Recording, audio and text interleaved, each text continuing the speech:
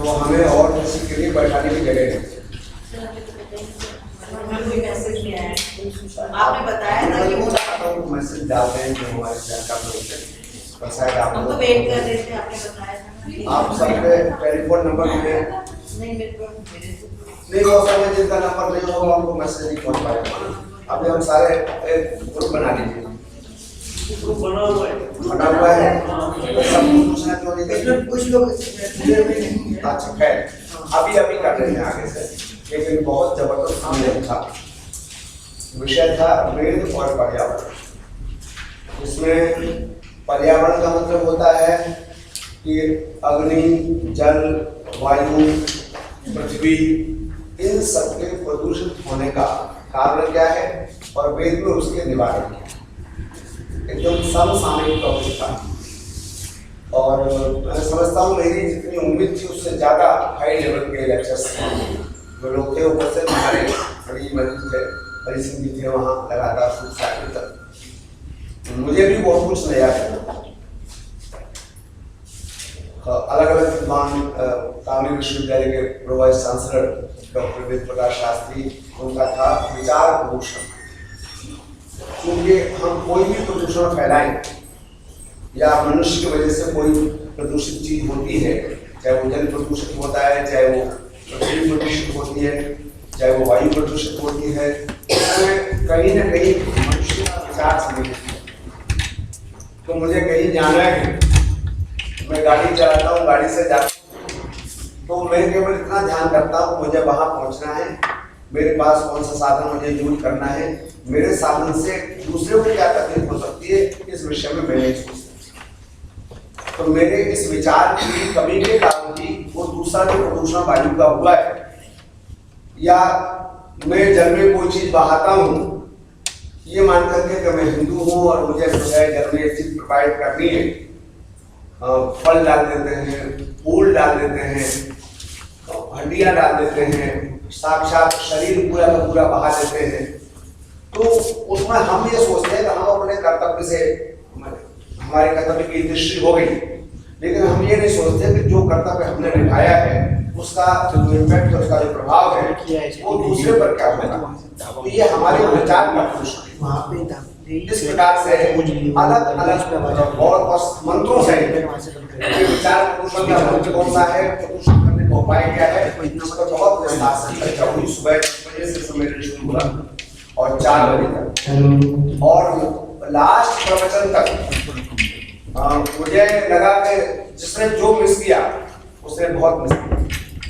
Last में पृथ्वी प्रदूषण के साथ लास्ट में बोला, उस पर डॉक्टर शशि प्रभा कुमार ने बहुत गजब विचार दिए। आगे से जब वेद सम्मेलन होगा तो हमारे वेद के लोग वहाँ जरूर आएंगे, तो उनकी कक्षाएं तो लगातार चलेगी। अभी सर इसका रिकॉर्डिंग है अपने पास, जो विषय पूरा पूरी फिल्म है, बाटे करके बैठे थे ना, वो पूरा उन्होंने फिल्म तैयार की है। तो हम सीडी टीम से बोलेंगे आपके डिमांड पर बना के दें, कितना खर्चा आएगा बताएं। तो उसमें एक प्रोफेसर जो पुणे से आई थी, उन्होंने कृष्ण आइए, मनु कुमार जी तो कल आइए।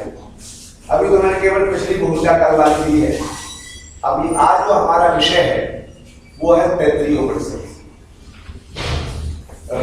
मेरा बहुत प्रिय उपनिषद है, और ये बात गांधी को नहीं मालूम थी, और भाई जब गुरुजाजी को भावता सोता जी को पास तो मुझे बहुत प्रिय था, तो ये मेरे हिस्से में आ गया। वैसे आरंभ में तो उन्होंने कहा था आप बरेदार रेत पर बोले नहीं, और बरेदार रेत को क्या है, वो बृहद ऐसा सघन जंगल है जिसमें उसमें जाओ तो निकलने की जगह ढूंढना मुश्किल होता है। मैंने ना तो उसको भी नहीं की, उसकी तैयारी कर ली थी, पर अपने आप बैठे के दिल में क्या था कि आया, उन्होंने कहा कि आप तैयारी करिए। तो आज हम लोग तैयारी की बात करते हैं। एक आरण्यक है तैत्तिरीय आरण्यक। उस तैत्तिरीय आरण्यक में 10 अध्याय हैं। उसके जो लास्ट के 3 अध्याय हैं, उन 3 अध्यायों का नाम तैत्तिरीय उपनिषद है। तो उसमें सारा का सारा आध्यात्मिक मूल्य है,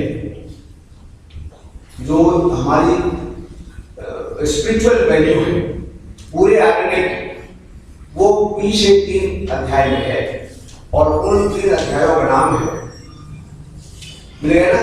क्या बात है ठाकुर जी, और आपकी यही विशेषता है।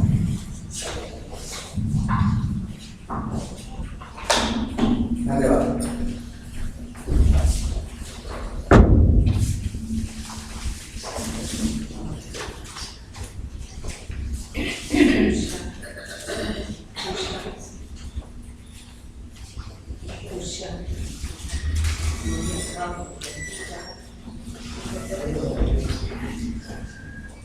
वैसे तो अगर मैं इस 33 उपनिषद के गहराई में जाऊं तो एक शिक्षाध्याय बल्ली, 3 बल्लियां हैं। बल्ली समझते हैं आप? बल्लरी शब्द है जो शाखा है ना? ये आर्गेनिक की जो 3 शाखाएं हैं, उन 3 बल्लियों का नाम, 3 शाखाओं का नाम ये 33 उपनिषद है।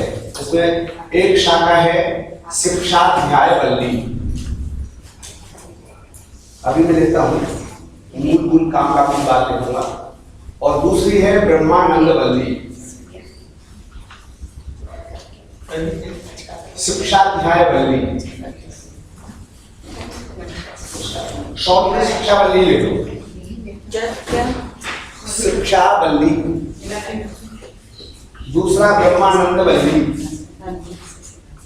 और तीसरा है भृगु बल्ली। भृगु ऋषि का नाम है जी जी। भृगु बल्ली। अभी मैं सब एक एक करके लिखूंगा पूरा।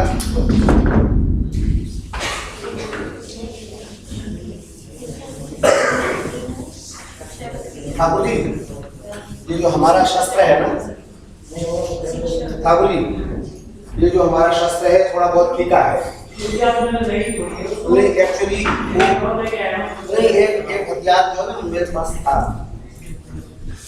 ये है क्या बात, ये जो है ये तो आप सही दिए नया है। हाँ ये तो फिर उन्होंने हल्का लिखा हो, देखिए ना कोई भी चलो।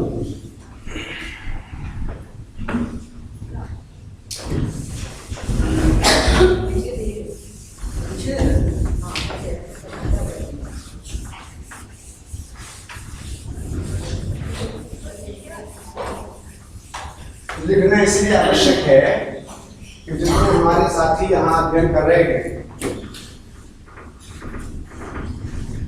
उनका विषय संस्कृत नहीं है, तो लिखने का उतना अभ्यास भी नहीं है। यहाँ लिखा होता है तो उतारना आसान है।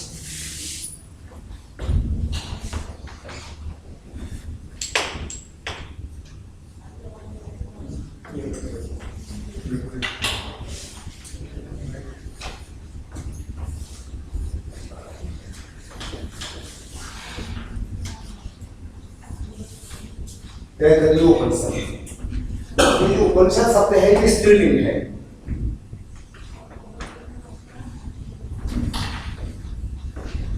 इसके 3 भाग हैं। एक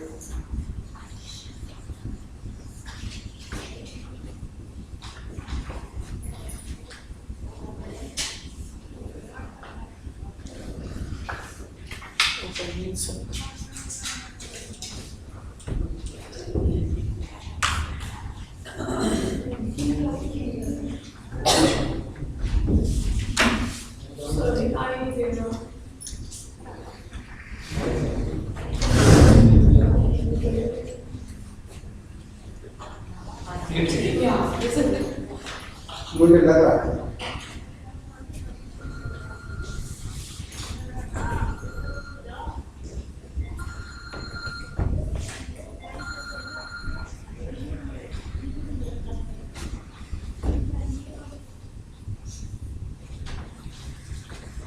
ये 3 अध्याय से हमको पढ़ते हैं।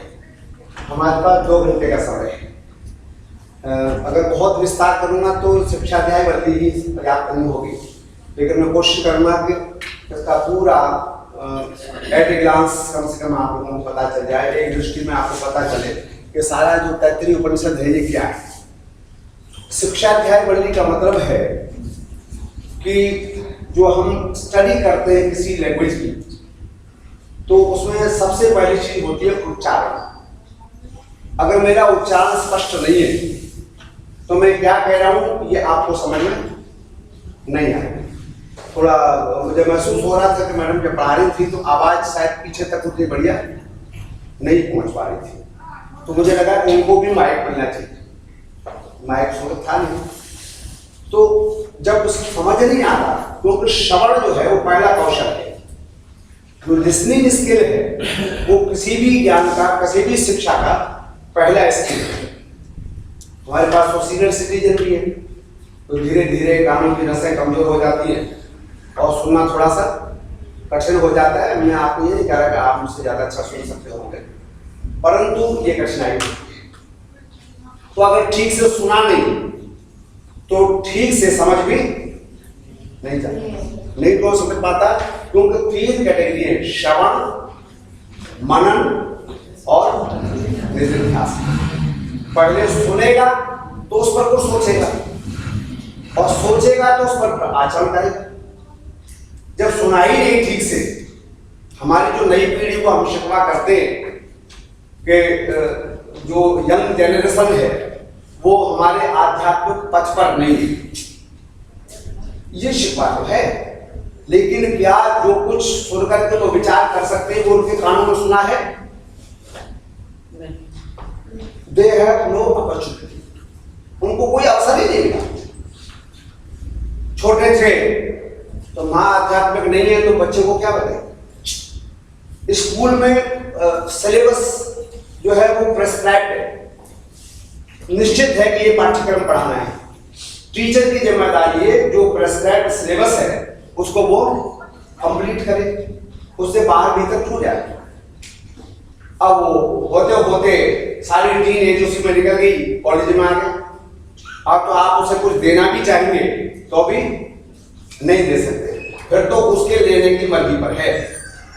इसलिए हमारे लिखा है ताड़नम पंचवर्षेत लाडनम पंचवर्षेत 10 वर्षे ताड़नम प्राप्त 16 वर्षे पुत्र मित्र बदाचर्य। 5 वर्ष तक तो आप जितना बच्चे को दे सकते हैं वो लाड़ प्यार से दे सकते हैं, और 5 से 15 तक यानी 10 साल वो थोड़ा थोड़ा बाहर निकलना शुरू होता है, यानी 15 साल तक 5 और 10 15 उसमें टीन एज भी आ जाती है, और उसमें फिर वो आपके नहीं सुनता है, किसे सुनता है? अपने दोस्त की सुनता है, फ्रेंड की सुनता है जो उसके समवयस्क है, और समवयस्क को सुनाना ठीक से आता नहीं, तो वो जो सुनता है वही विचारता है, और जो विचारता वही कहता है। जब वो 16 साल का हो जाता है तब तो एक ही रास्ता है, भैया फ्रेंडशिप में आपने कुछ कह दिया तो ठीक है।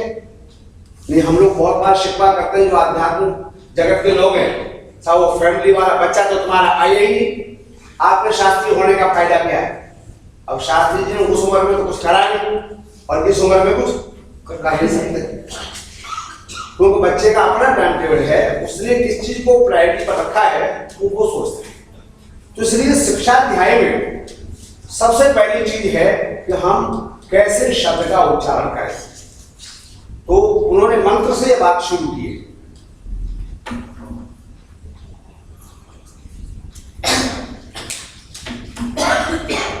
और संयोग की बात है, ये मंत्र भी वो है जिस पर मैंने शांति अध्याय में जो मंत्र का पाठ किया है।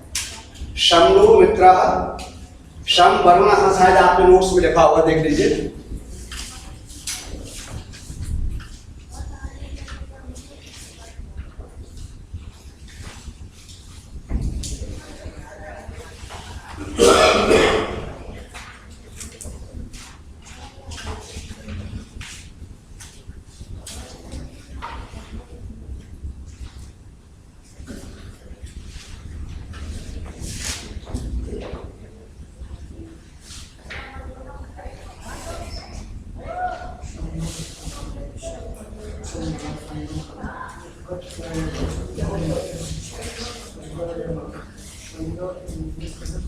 हाँ, सन्न इंद्रो बृहस्पति ना, नहीं सन्न इंद्रो,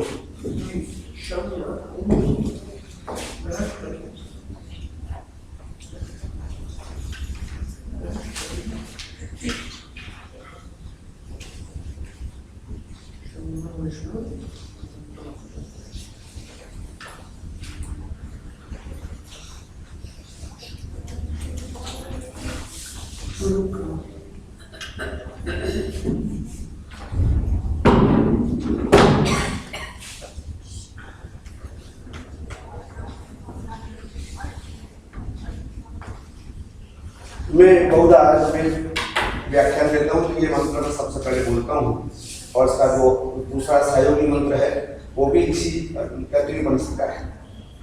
तो इसमें आप देखेंगे जितने भी ये शब्द है सब सूर्य के वाचक है। मित्र, वरुण, आर्यमा, इंद्र, बृहस्पति, विष्णु, ये सब सूर्य की अलग अलग अवस्थाएं हैं। इन शब्दों के अपने निजी अर्थ भी हैं और ये सूर्य के भी वाचक हैं। तो सूर्य का काम है प्रकाश का। वैसे तो सादा साथ है, मित्र न शम भवतु, वरुण न शम भवतु, आर्यमा न शम भवतु, इंद्र न शम भवतु, बृहस्पति न शम भवतु, उरुक्रमः विष्णु न शम।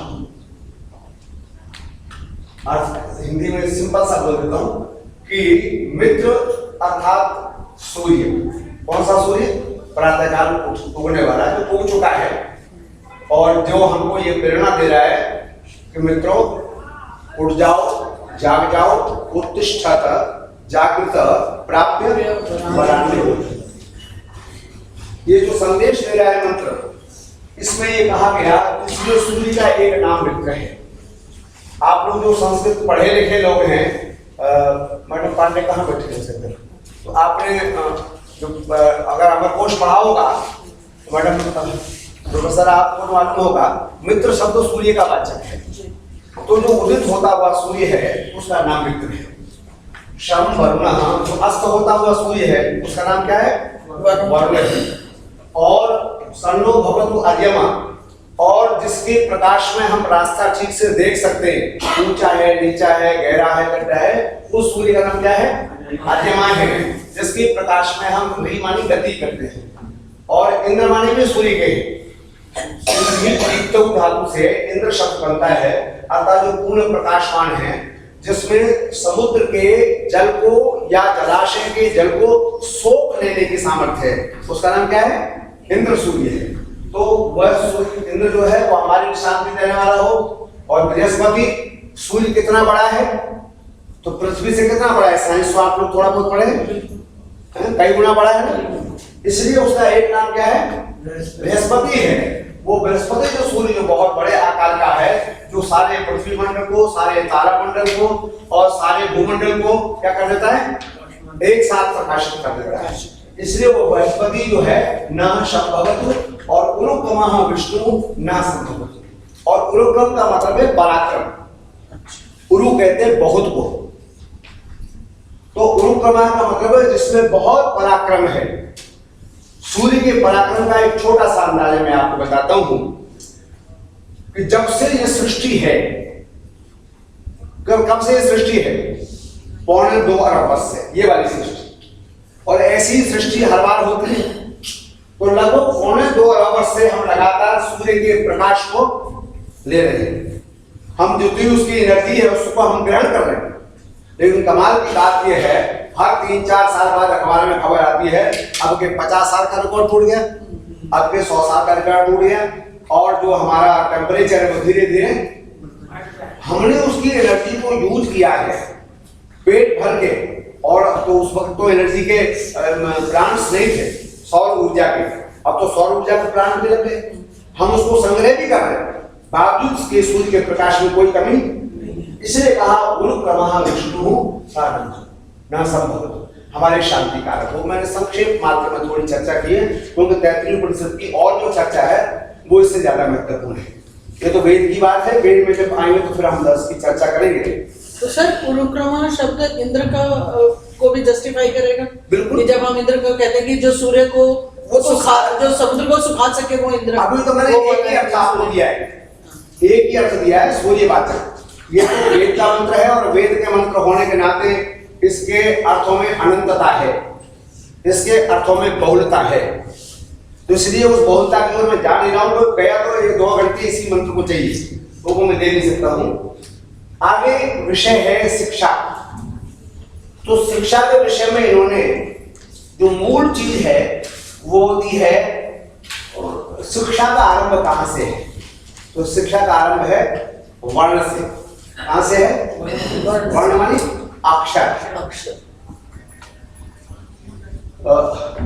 अक्षर को वर्ण क्यों कहते हैं, कभी सोचा आपने? उसके आगे कोई उसकी कोई और विभाजन नहीं हो सकता, सबसे छोटी नहीं, वो तो अक्षर का अर्थ है। हाँ, वो तो अक्षर का अर्थ है, न क्षरति अक्षर, जो क्षर नहीं होता, नष्ट नहीं होता, जो शब्द की भाषा की अंतिम यूनिट है, जो अंतिम इकाई है, इसलिए उसका नाम अक्षर है। पर वर्ण जो है, अब हम अक्षर लिख रहे हैं, हमने अक्षर लिखा है अ,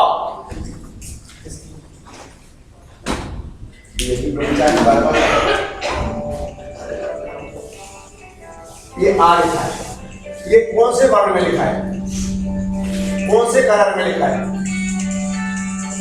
बोलो। नीले में। और किसी को ये ब्लैक बोर्ड होता है और हम सफेद खड़िया से लिखते तो सफेद वर्ण में। इसका मतलब ये है कि ये जब भी व्यक्त होगा तो किसी न किसी वर्ण में होगा, किसी न किसी कलर में होगा, है ना। अब एक बात और बोले, जिस वक्त वेद का अक्षर, जिस वक्त वेद का अक्षर वर्ण नहीं था, यानी लिपि नहीं थी, है ना, ये सांख्यलिपि, जब वो लिपि नहीं थी तब ये वर्ण कैसे था? तो इसलिए तब तक इसका नाम अक्षर था। मैंने आपको कहा, आपने इनको कहा, इन्होंने अपने बच्चे को कहा, उसने अपने बच्चे को कहा, इसी तरह से भाषा चलती है।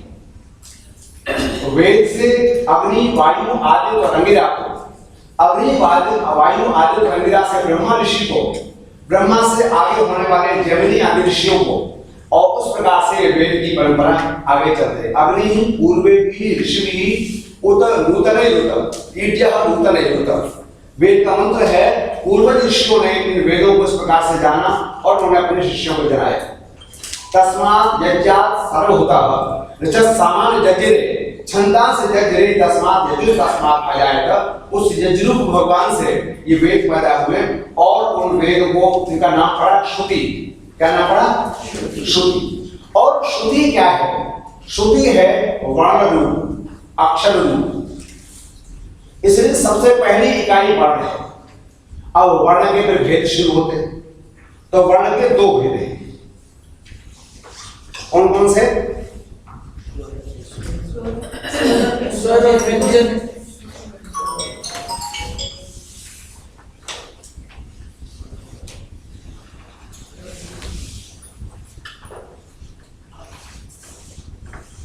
स्वर और व्यंजन। मैं बहुत ज्यादा ग्रामर में नहीं घुसूंगा, आप चिंता नहीं करो। मेरा उद्देश्य जो है वो 33% है, उसमें भटकूंगा नहीं, पर मोटा मोटा बता रहा हूं। स्वर और व्यंजन, है ना।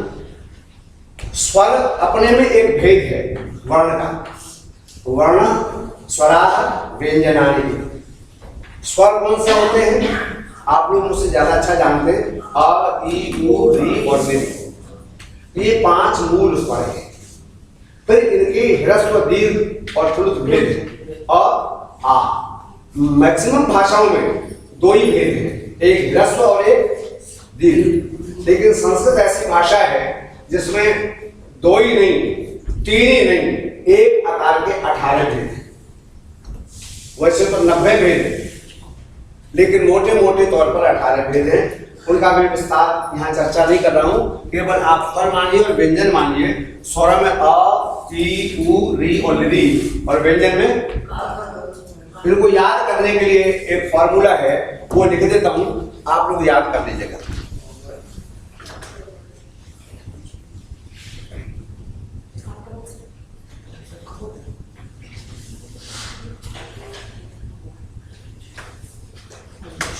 ग वर्ग, च वर्ग, ट वर्ग, ता वर्ग और व वर्ग। इसको शॉर्ट में हमने नहीं, ऋषियों ने बनाया, कु चू टू टू कु। ये सूत्र याद रखो। क्या सूत्र है? कु चू टू टू कु। कु का मतलब कवर्ग, चू का मतलब चवर्ग, टू का मतलब टवर्ग, तू का मतलब तवर्ग और कु का मतलब। और वर्ण से मतलब है एक एक वर्ण में 5-5 अक्षर। का खा गा घा न, चा छा जा झा य, टा ठा डा ठा न, ता ता दा दा न, बा बा बा बा मा। इन तमाम 25 अक्षरों को क्या बोलते हैं संस्कृत में? स्पर्शीय व्यंजन। स्पर्श व्यंजन। 4 व्यंजन और हैं, इनको कहते हैं। तो एक तो हो गए 25 स्पर्श हो गए, स्वर हो गए 5 मूल, और उसके बाद है अंतस्थ। अंतस्थ कितने हैं? 4। कौन से? या, व, रा और ला। अंतस्थ का मतलब होता है कोमल वायु। अंतःकरण बड़ा कोमल होता है, ऊपर शरीर चोट ज्यादा बर्दाश्त कर लेता है, लेकिन कोई चीज दिल को लग जाए तो वो बर्दाश्त नहीं होती है ना। इसलिए दिल को मत लगाना ज्यादा, ज्ञान की बात। सर इसका हम ये भी कह सकते हैं कि ये स्वरों से मिलकर बने हैं, पर व्यंजनों में बैठे हैं, इसलिए भी अंतस्थ है। वो सब स्वरों से मिलकर बने हैं। ठीक बात है, वो भी ठीक बात है। तो ये आदमी का दिमाग है, कितना सोचता जाए। अंतस्थ का मतलब है भीतर बैठे हुए व्यंजन के बीच में। और एक है ये ऊष्म। ऊष्म का मतलब है सा श श स और हा। दंत्य सकार, तालव्य शकार और मूर्धन्य शकार और हा। और कुछ इसके अतिरिक्त 2 हैं, उनको हम कहते हैं अयोगवाह। क्या कहते हैं? अयोगवाह।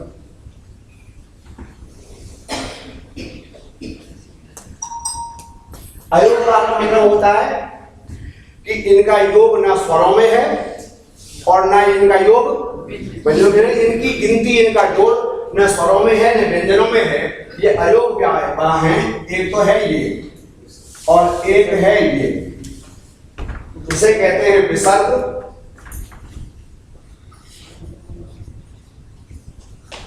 और इसे क्या कहते हैं? अनुस्वार। विसर्ग, अनुस्वार, इनके बिना संस्कृत का ज्ञान नहीं। इसीलिए किसी ने कहा कि हिंदी लगनतम और संस्कृत तदंतम। या तो विसर्ग लगेगा या तो अनुस्वार लगेगा।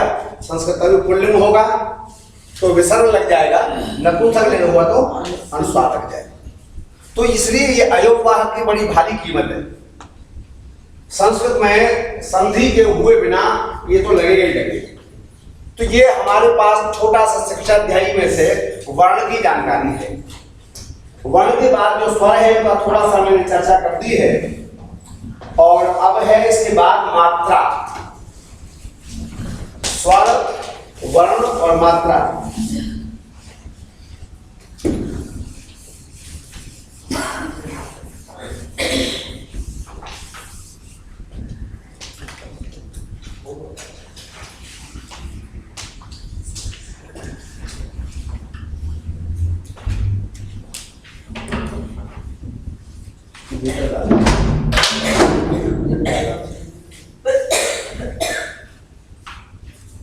ये है ही इनकी स्थिति ऐसी लगता है। थोड़ी देर तो उसके बाद फिर व्यू हो जाता है।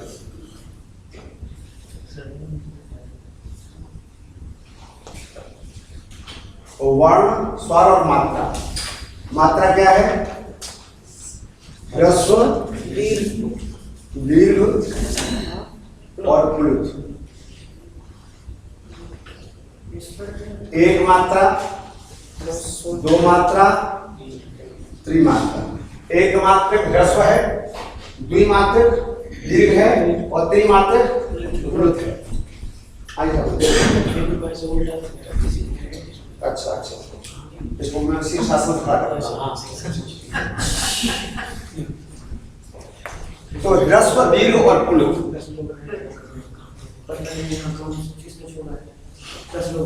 इसमें तो सारे साइन कर दो ना, संस्कृत वाले, वेद वाले जितने भी हो।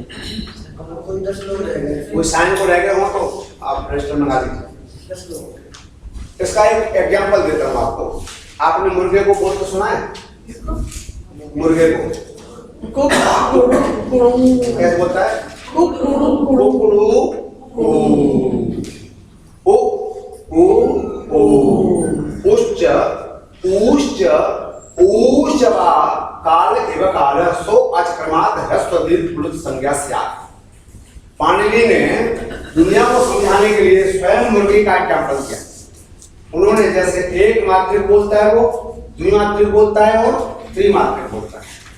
वैसे तो मात्रा इससे भी और ज्यादा है। जब संगीत वाला मात्राओं का प्रयोग करता है तब तो षडज स्वर का प्रयोग करता है। एक एक में 6-6 मात्रा करता है। आपने कभी वो सितार वादक, गिटार वादक सुना ना? वो कितनी बार करेगा उसका अंदाजा आपको नहीं लगेगा, लेकिन उसको पता चलता है कि मैंने एक स्वर को कब गाया साम में, कब गाया मैंने गंधर्व में, कब आया मैंने पंचम में, कब गाया मैंने षडज में। थोड़ा अगर स्वर का ज्ञान हो तो आपको ये भी पता लग जाएगा इसके आगे की भी कहानी है।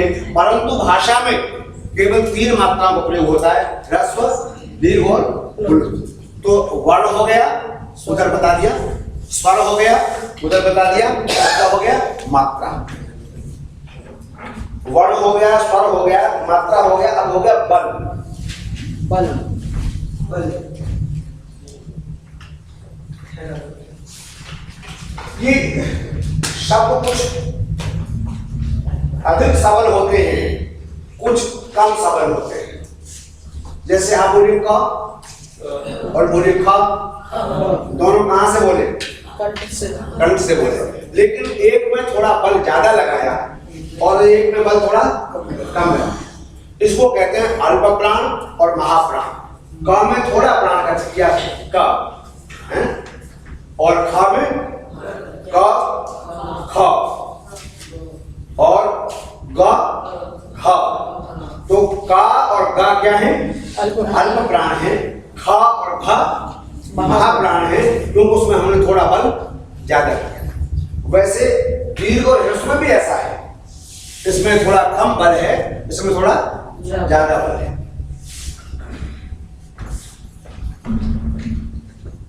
और इसके बाद एक चीज है साम। साम का मतलब क्या है? साम का मतलब है समता। हमारे यहां वेद में इसका प्रयोग होता है और संगीत में इसका प्रयोग होता है। साम स्वर का प्रयोग करते समय हम समता का ध्यान रखते हैं। हमारे उदात्त, अनुदात्त और स्वरित। तो जो स्वरित है ये सम स्वर है। अग्निमीजे पुरोहितम यज्ञस्य देवव्रतुजम होतारम रत्नधातमम।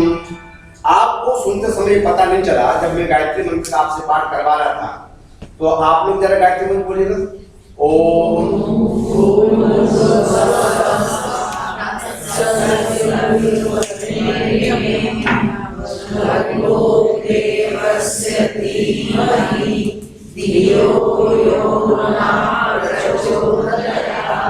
आपने बोलना, आपने बोलिए, आप मेरा सुन लीजिए।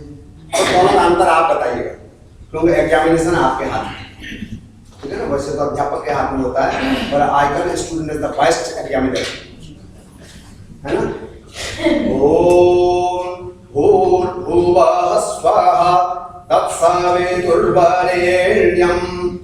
भर्गो देवस्य धीमहि धियो यो नः प्रचोदयात्। अंतर लगा? क्या अंतर लगा? आपके बोलने में जो दीर्घ स्वर है और ह्रस्व स्वर है उसमें अंतर कम था। मेरे बोलने में दीर्घ का पता चल रहा है, ये दीर्घ है, और दीर्घ में भी कौन सा उदात्त है, कौन सा दीर्घ अनुदात्त है, कौन सा दीर्घ स्वरित है। तो ह्रस्व, दीर्घ और प्लुत में भी उदात्त और अनुदात्त और स्वरित का भेद बिना अभ्यास के हमारे आचार्यों ने उसकी पहचान निकाली। ओम अग्निमीजे पुरोहितम यज्ञस्य देवव्रतुजम होतारम रत्न। उन्होंने स्वर का हाथ संचालन से तय किया। जब ऊपर जाएगा तो उदात्त है, नीचे जाएगा तो अनुदात्त है, बीच में रहेगा तो स्वरित है। उसका इतनी प्रैक्टिस हमारे लोगों को करा दी कि मंत्र का अशुद्ध उच्चारण हो ही नहीं सकता। ये अगर नहीं आता चलाना तो नहीं चलाना, पर उच्चारण आना चाहिए। इसी का नाम क्या है? साम है। साम के ज्ञान के बिना साम वेद का पाठ नहीं कर सकते। पाठ पर तो हमने भी चर्चा ही नहीं की है। जब वेद का कभी पाठ की चर्चा आएगी तो आपको बताएंगे 8 प्रकार से वेद का पाठ होता है, उसे कहते हैं अष्ट विकृति पाठ। वो पाठ की बात तो बाद में कभी करेंगे, आज उसका प्रसंग नहीं। परंतु बहुधा होता यह है कि हमारे देश में जितना इनजस्टिस, जितना अन्याय वेद के साथ हुआ है और किसी किताब के साथ नहीं। कारण यह है कि वेद की हमें ठीक जानकारी नहीं होने से हम उस जानकारी को ठीक से देख नहीं पाते। अब तो वो पंडित सबसे ज्यादा होशियार है जो जितना गधे की तरह से बढ़िया रहे। मतलब क्या है? वो बैठेगा ओहम ओहोरा ओबाहा स्वाहा ताता साबेतोरा परेणियमा, मतलब वो झटके लगा के कहाँ उदात्त का अनुदात और उदात्त का स्वर सब काट डालेगा और लोग सोचेंगे हाथ बोल रहा और जो बेचारा योग्य है उसने तो गला घोट दिया। हाँ, वो देवताओं का जब प्रयोग करेगा तो पूछो मत। तो वो उच्चारण नहीं है। उच्चारण में साम का पूरा ध्यान रखना है। और अगली जो चीज है वो है संतान। यहां से आगे शुरू करेंगे। संतान का मतलब तो आप जानते हो। संतान का मतलब क्या होता है? संतान का मतलब होता है विस्तार। कोई हम संतान को संतान इसलिए कहते हैं कि उससे हमारे वंश का विस्तार होता है। अब ये जो संतति है, आध्यात्मिक संतति, वहां से हम तैतृय उपनिषद को आध्यात्मिक ओर मोड़ते हैं। हम शिक्षा पर केवल इतनी चर्चा करते हैं क्योंकि गहरे घुस गए तो मैं व्याकरण का आदमी हूँ। मुझे उच्चारण स्थान है, प्रयत्न है, प्रयत्न है, बाह्य प्रयत्न है, और उदात अनुदात स्वरित है, विवाह साथ घोष है, संभावनाथ अघोष है, उसके बाद अल्प प्राण है, महाप्राण। उसमें घुस गया तो मेरा सारा प्राण ये निकल जाएगा और आपका भी निकल जाएगा। तो वो करना नहीं है। अभी हम बात करते हैं संतान। क्योंकि दुनिया में अगर किसी को सबसे प्रिय कोई है तो क्या है? संतान है। वैसे संतान भी प्रिय है और विस्तार भी प्रिय है। क्योंकि एक कहावत है, यो वै भूमा तत् सुखम यदर्पम तन्मृत्यु। दुनिया में विस्तार में सुख है और संकोच में मृत्यु है। हम जितना जितना विस्तृत सोचेंगे, अगर मैं अपने लिए केवल सोचता हूं तो बताओ मैं समाज की मौत करता हूं, समाज को आगे बढ़ाता हूं, केवल अपने विषय में सोचता हूं। अपने विषय में सोचता हूं तो अपने परिवार की भी हत्या करता हूं, समाज की भी करता हूं, राष्ट्र की भी करता हूं, प्राणी मात्र भी करता हूं। और अगर मैं विस्तृत सोचता हूं, आमतौर पर कितना विस्तार है हमारा? संतान तक। मेरे पास ये हो और मेरे के बच्चे के पास इतनी दुनिया है, मैं और मेरा बच्चा, है ना? और ज्यादा हो तो मेरी बीवी, वो तो बच्चा उन दोनों से ही है। पर इसके आगे की सोच नहीं है। हमारा वेद का सोच ये है कि सारा संसार क्या है? संतान है। वो संतान का जरा चर्चा सुनिएगा, बहुत काम किए। मैं पहले लिख देता हूं फिर उसकी व्याख्या करूंगा। ये मिटा दूं जब भाषा से ऊपर निकलते हैं।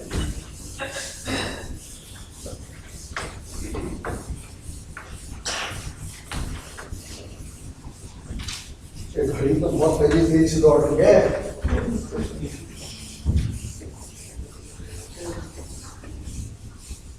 भाई थोड़ी बहुत मेरी मदद कर दो। जरा मेरी बाजू में कष्ट है थोड़ा सा।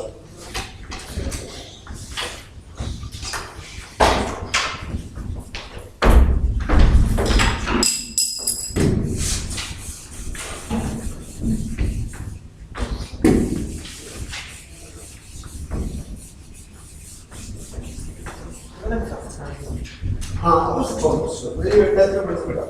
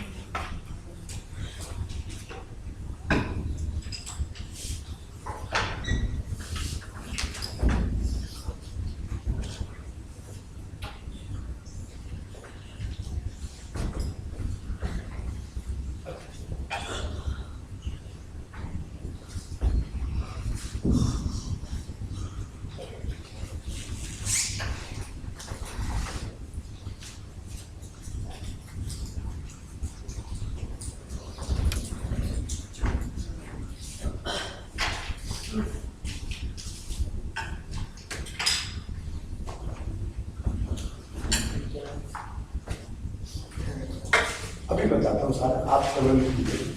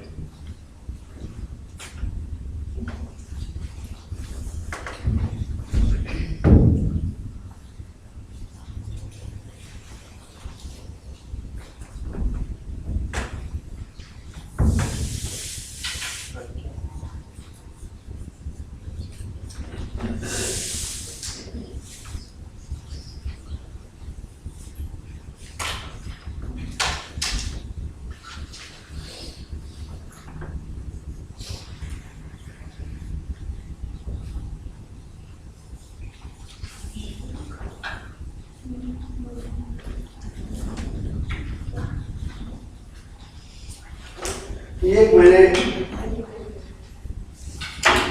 टेबल बनाकर आपके सामने रखा है कि जो संतान शब्द हमने आरंभ में दिया था, वो संतान केवल माता पिता की नहीं होती है, सृष्टि में भी एक विस्तार होता है। और उस विस्तार के क्रम में इन्होंने अधिलोक, अधिज्योतिष, अधिविद्य, अधिप्रज्ञ और अध्यात्म, ये 5 संहिताएं हैं। इनकी संधि किस किस के साथ है? तो इसमें पूर्व रूप और उत्तर रूप है। इस अधिलोक का पूर्व रूप है पृथ्वी और उत्तर लोक है जू, यानी जो पृथ्वी है ये क्या है? पूर्व रूप है, और जो सूर्य है वो क्या है? जूलोक है, वो उत्तर रूप है। संधि कहाँ होती है दोनों की? आकाश में। और परिणाम क्या निकलता है? कितने किससे हैं? वायु। ये उसका संधान है। इसी तरह उनका अधिज्योतिष, ज्योति शब्द समझते हो ना? तो जो ज्योति शब्द है उसी से ज्योतिष शब्द है। जो हमारा ज्योतिष शब्द को आप उधर मत ले जाना, हाथ की रेखा में या मस्तक की रेखा की तरफ नहीं ले जाना, इसको यही रखना। तो ज्योति से ज्योतिष है, यानी कि ज्योतिष शब्द का भी अर्थ है गणित। हमारे शास्त्रों में गणितम मूर्धनि वर्तते, ज्योतिष को क्या कहा है? कि ज्योतिष जो है सबके मस्तक पर विराजमान है। यथा उच्छा मयूराना, कहते हैं मोरों में जैसे पंख बहुत महत्वपूर्ण है, हिमालय में, नगों में, पहाड़ों में से हिमालय महत्वपूर्ण है, उसी तरह से वेदांगों में सबसे महत्वपूर्ण क्या है? ज्योतिष। तो उसमें कहा गया उन्होंने कि मूर्धनि गणितम वर्तते, ज्योतिष शब्द का प्रयोग नहीं किया। और गणित का मतलब जो होता है जहां गणना होती है, गणना होती है, गिनती होती है। अगर किसी को कैलकुलेशन नहीं आता, गिनती करने नहीं आती, तो फिर गणित में कभी योग्य बोलो नहीं हो सकता। इसलिए इन्होंने कहा अधिज्योतिष है। उसमें सबसे पहले पूर्व रूप क्या है? अग्नि है। उत्तर रूप क्या है? सूर्य है। संधि क्या है? जल है। और जो संतान है उसकी क्या है? ये मेरा अपना चिंतन नहीं है, ये 33% के ऋषि का चिंतन है। वो कहते हैं तीसरा है संहिता अधिविद्य। अधिविद्य का जो पूर्व रूप है वो क्या है? आचार्य की ज्ञान की समझ आता है। उत्तर रूप शिष्य है। और उसकी संधि किससे हो रही है? विद्या। विद्या से हो रही है। और ज्ञान क्या निकल रहा है? प्रवचन। आउटकम। इसी तरह से अधिप्रज्ञ, अधिप्रज्ञ का उत्तर पूर्व रूप क्या है? माता। माता है। उत्तर रूप पिता। पिता है। और संधि क्या है? प्रजा। प्रजा है। और संधान क्या है? प्रजनन। फिर अध्यात्म है। यहाँ आत्म शब्द का मतलब होता है शरीर। यहाँ अधि शरीर लिखेंगे तो भी वही बात है। आप यहाँ आत्मा आध्यात्म से आत्मा अर्थ नहीं लीजिएगा। तो शरीर में क्या है? कर्मेंद्रिय पूर्व रूप है। तो जो भी हमारे शरीर में विषय आएगा वो थ्रू ज्ञानेंद्रिय आएगा। तो कर्मेंद्रिय के थ्रू आएगा ज्ञानेंद्रिय, उत्तर रूप और संधि वाणी। क्योंकि जो भी हम जानेंगे, जो भी हम समझे करेंगे वो वाणी प्रचलित होगा। और संध्या होगी, संतान क्या बनेगी? जिव्या पर वो शब्द आएगा। तो ये एक इन्होंने संतति का विस्तार किया, संतान का विस्तार। और इस आध्यात्मिक ओर मोड़ते हुए इन्होंने इसको कहा कि वाणी के रूप में आते समय जिव्या से हम वाणी का प्रयोग करते हैं। जो जब हम शिक्षाध्याय की बात कर रहे हैं तो शिक्षाध्याय में सारी शिक्षा का मूल क्या है? वाणी है। और वाणी से फिर उसको आगे लेकर जाते हैं और फिर चर्चा करते हैं कि कैसे वाणी को हम समझते हैं। तो 3 व्याहृतियों की चर्चा की। भूर, भुवः और आगे स्वः। एक ऋषि हुए हैं, उन ऋषि का नाम इसमें दिया हुआ है। उन ऋषि का नाम है महाचमस ऋषि। महाचमस ऋषि। महाचमस ऋषि को चौथी व्याहृति का ज्ञान हुआ। हालांकि वेद में जितनी मंत्र व्याहृतियां हैं उनमें 3 ही व्याहृतियां हैं। कौन कौन से? भूर, भुवः और स्वः। इसकी व्याख्या की वो मैं अभी इसको करता हूं। या आपने लिखा तो मिटा दो उसको।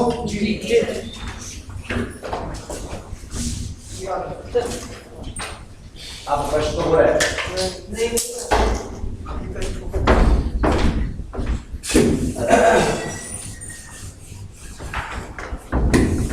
अब एक शब्द की संतान आगे चल रही शिक्षा अध्याय में।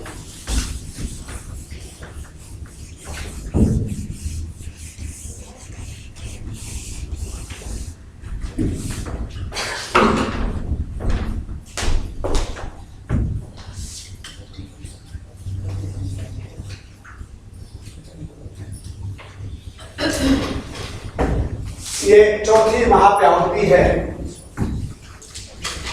आमतौर पर हमको सभी शास्त्रों में 3 व्याहृतियां मिलती है, लेकिन तैत्तिरीय उपनिषद में महाचमस ऋषि के नाम से उनको चौथी महाव्याहृति का बोध हुआ, ज्ञान हुआ और उन्होंने सारे संसार को उसका ज्ञान भी दिया। अब भू शब्द का आप लोग क्या अर्थ जानते हैं? जो आप जानते हैं वही बताना, अलग अतिरिक्त कोशिश मत करना। भू का मतलब क्या है? चलो हम आपकी बात पहले लिख लेते हैं। इसको आप ऐसे भी लिख सकते हो और इसको आप ऐसे भी लिख सकते हो और इसको आप ऐसे भी लिख सकते हो। संस्कृत में 3 रूप है ना। कई बार लोग लड़ पड़ते हैं कि वो वाला शुद्ध है कि ये वाला शुद्ध है कि ये वाला शुद्ध है। तीनों शुद्ध।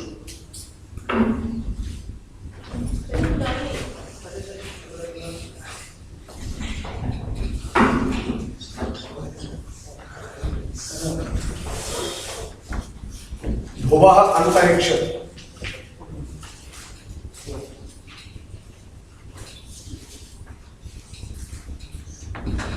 स्वः द्युलोक और महा आदित्य लोक।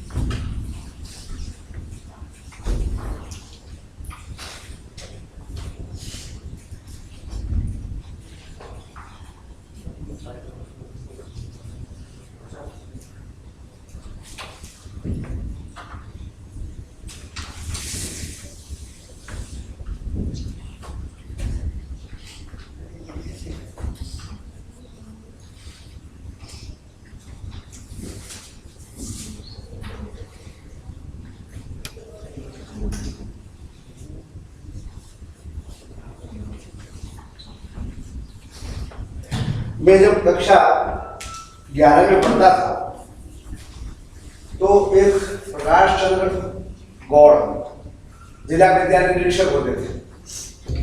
सवेरे सवेरे वो हवन के टाइम पर आ गए इंस्पेक्शन में और उन्होंने कहने लगे कि भाई लड़के खड़े हो। मेरे नंबर आ गया संयोग से, उस दिन मेरी पहली लगनी थी। तो उन्होंने कहा ये बताओ ओम भूर्भुवः स्वः, इसका भू का अर्थ क्या है? अब हम तो बिल्कुल तोता थे, तोता समझते हो जो रट लेता है मतलब पता नहीं। तो मैंने छूट दे कहा सर भूल तभी प्राण। हाँ आज तो मैं यहाँ लिखा हुआ पढ़ रहा हूँ पुस्तक में, भू का अर्थ क्या है? प्राण। तो उन्होंने छूट से ही कहा कौन क्लास में पढ़ो? मैंने कहा उत्तर मध्यमा प्रथम वर्ष। बोले भू धातु का मतलब क्या है? तो वहां क्या है? भवती थी भू, है ना, होना। तो दूसरा बच्चा कहने लगा सर भू मानी पृथ्वी भी है। तो बोला बताओ पृथ्वी कैसे? उस वक्त कोई ज्ञान नहीं था और मैंने उपनिषद तो नहीं पढ़े तो मैं बता सकता था कि कैसे भू जो है पृथ्वी है, फिर वो प्राण कैसे, अग्नि कैसे, अधिक कैसे पृथ्वी पर होते हैं इसलिए वो भू है। अब पहली बात तो ये है तो पृथ्वी का मतलब क्या होता है? पृथ्वी सूक्त पर कल आपने जो लेक्चर सुना था विद्वानों को, प्रथनात् पृथ्वी। प्रथन का मतलब है विस्तार, है ना? देखो इस भू का मतलब है विस्तार और ये जो विस्तार है ये किससे होता है? ध्यान रखना सबसे अधिक शक्ति फैलने की किसमें है? अग्नि में है। अगर ये आग न हो तो हमारा शरीर भी नहीं फैले और ब्रह्मांड भी नहीं फैले। अगर पेट में आग न लगे, बात समझ रहे हो ना? क्या बोलते हैं उसको? जठराग्नि। ये थोड़ी मंद हो जाए और जठराग्नि अगर मंद हो जाए तो शरीर कृष्ण होगा तो शरीर बढ़ेगा, है जी, कृष्ण हो जाएगा। और अग्नि अगर प्रज्वलित रहे जो खाए सोई भस्म हो जाए। सर और मेरे केस में तो देखो मैं आपको भस्मासुर बिल्कुल नहीं कहूंगा। जठराग्नि जो है वो अगर प्रबल है, देखो ऐसा मत सोचना ये जो स्थूल शरीर वाले लोग होते हैं तो वो भूख तगड़ी लगती है और भूख ना लगे तो शरीर का विस्तार नहीं हो सकता। इसलिए कहा जो ये प्रथनात्मा विस्तार है ये किससे है? अग्नि से है। और ध्यान रखना इसका सबसे विस्तृत रूप क्या है? ऋग्वेद। मुखाद अग्नि रजायतः। वेद में लिखा है मुख से अग्नि पैदा होती है, मुखाद अग्नि रजायतः। अच्छा ये बताओ जब डॉक्टर आपका बुखार देखता है तो थर्मामीटर कहाँ लगाता है? क्यों? क्योंकि यहाँ टेम्परेचर जो है वो बिल्कुल पता चल जाता है कि शरीर की अग्नि की पोजीशन क्या है, पूरे शरीर का पता चल जाता है कब 102 है कि 100 है कि 99 है कि 98 पॉइंट कुछ है, सही है या गलत है, ये यहाँ से पता चल जाता है।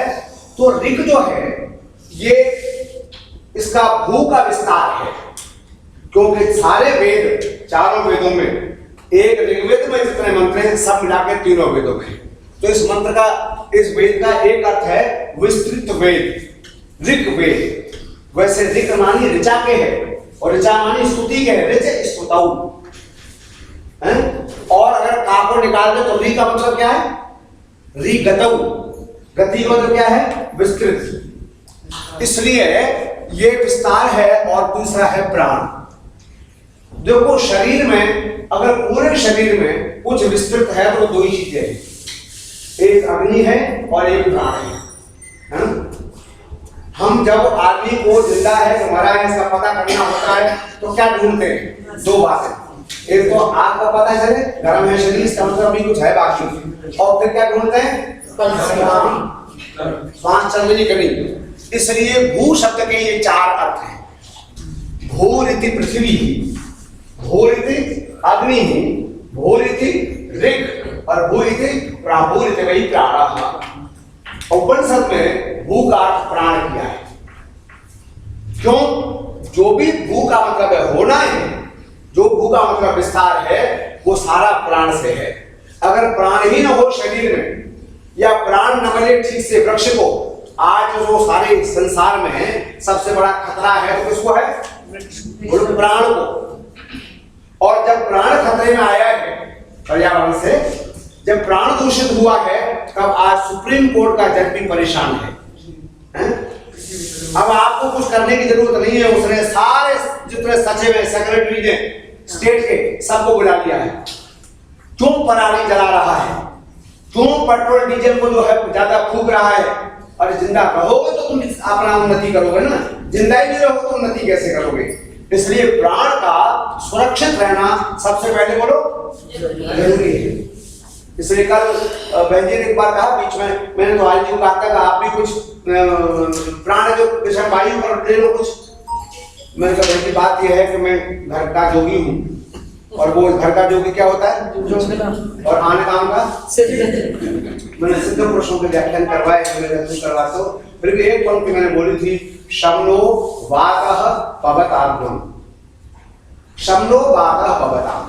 एक ही बात वेद में कही गई, तो जो वायु है, वातः जो है, वो न पवताम, मेरे जीवन को पवित्र करे, शांति करे। वायु बहुत महत्वपूर्ण चीज है, इसलिए भू जो है ये स्थिति, हमारा अस्तित्व, हमारा प्रथम, हमारा विस्तार तभी होगा जब प्राण होगा।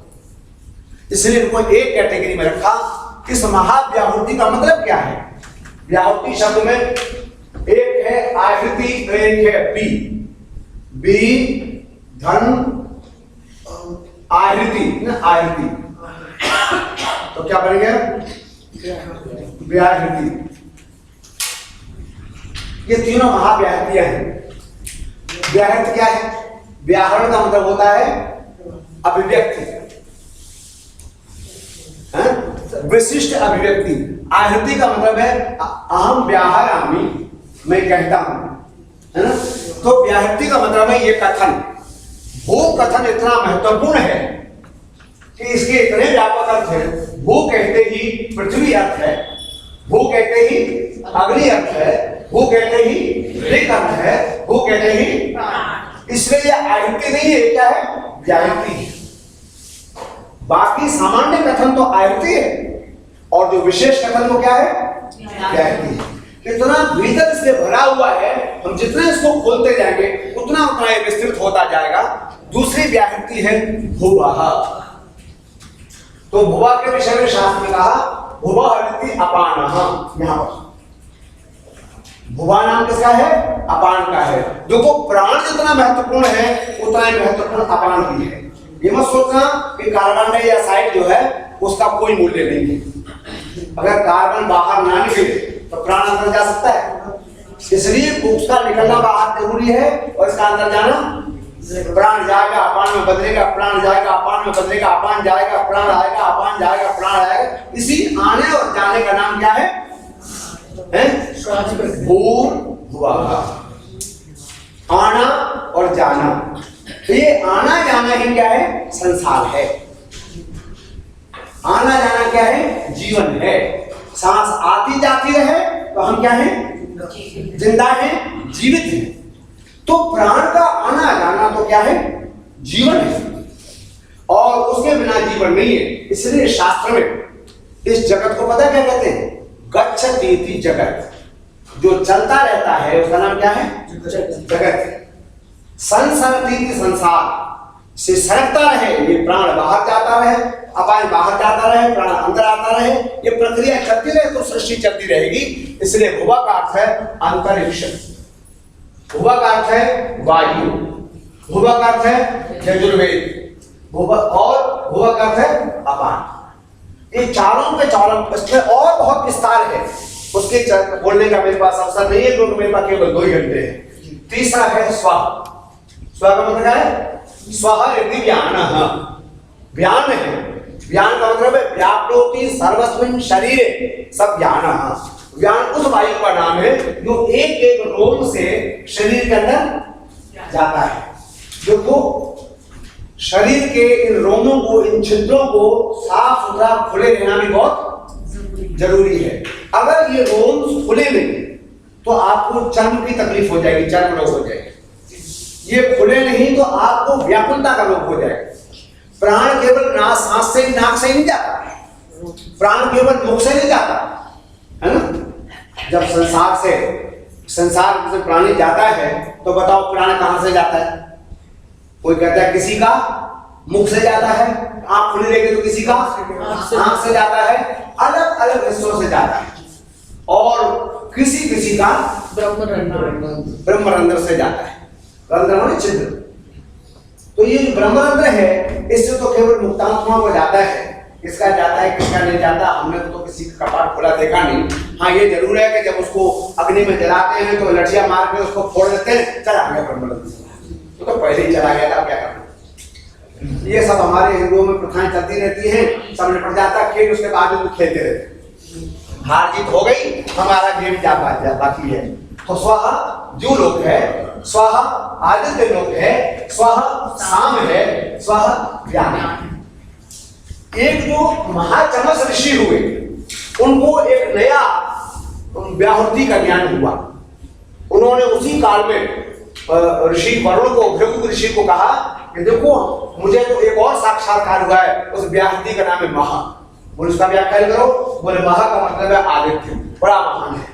चंद्रमा, क्योंकि सूर्य का प्रकाश किसमें जाता है? चंद्रमा में। और उसके बाद ब्राह्मणों के ऋग्वेद, यजुर्वेद, सामवेद, वैदिक त्रयी का जो विद्वान हो गया, कौन हो गया? ब्रह्मा। फिर उसके बाद अन्नमय कोश। इस प्रकार से उन्होंने कहा कि ये मेरी 4 व्याहृतियां हैं, इन व्याहृतियों के इसके भीतर जो और गहरा दर्शन है, ये पूरा एक पीएचडी का विषय है। एक एक शब्द एक एक रिसर्च के अनुकूल है। उपनिषदों पर रिसर्च थोड़े कम हुए, अनुवाद बहुत हुए। आपको ये मालूम होना चाहिए कि आज दुनिया में सबसे अधिक भाषाओं में अगर किसी ग्रंथ का अनुवाद हुआ है, वो कौन सा ग्रंथ है? उपनिषद है। वो कौन सा है? 11 उपनिषदों का भाष्य दुनिया की सब भाषाओं में हुआ है। इसलिए ये इतना गहरा ज्ञान है, इसका नाम है वेदांत। क्या नाम इसका? वेदांत। वेद का अंत। वेद का अंत मतलब है वेद का जो दृष्ट है, जो अंतिम लक्ष्य है, उसी का नाम, उसी ज्ञान का नाम क्या है? उपनिषद है, उसी का नाम वेदांत है। तो ये मैं थोड़ी सी चर्चा शिक्षा अध्याय पंडित की है, इसमें थोड़ी सी चर्चा और करूंगा। उन्होंने कहा एक और बात।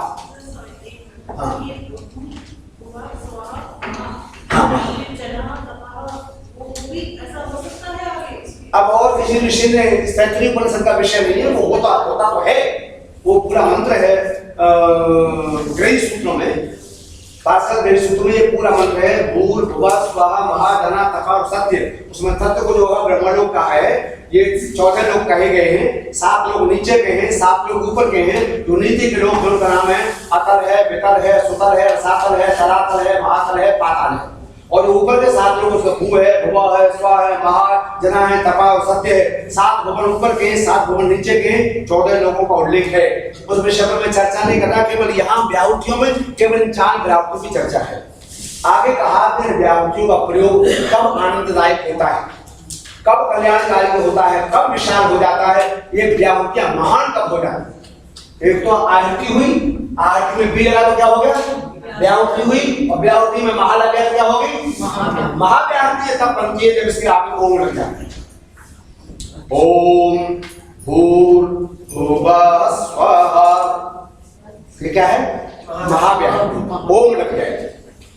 तो ये उपनिषद का ऋषि कहता है, तैत्तिरीय उपनिषद का ऋषि, कि ओम का लगाना बहुत आवश्यक है। तो शिष्य ने कहा, भृगु ने, बोले क्यों आवश्यक है?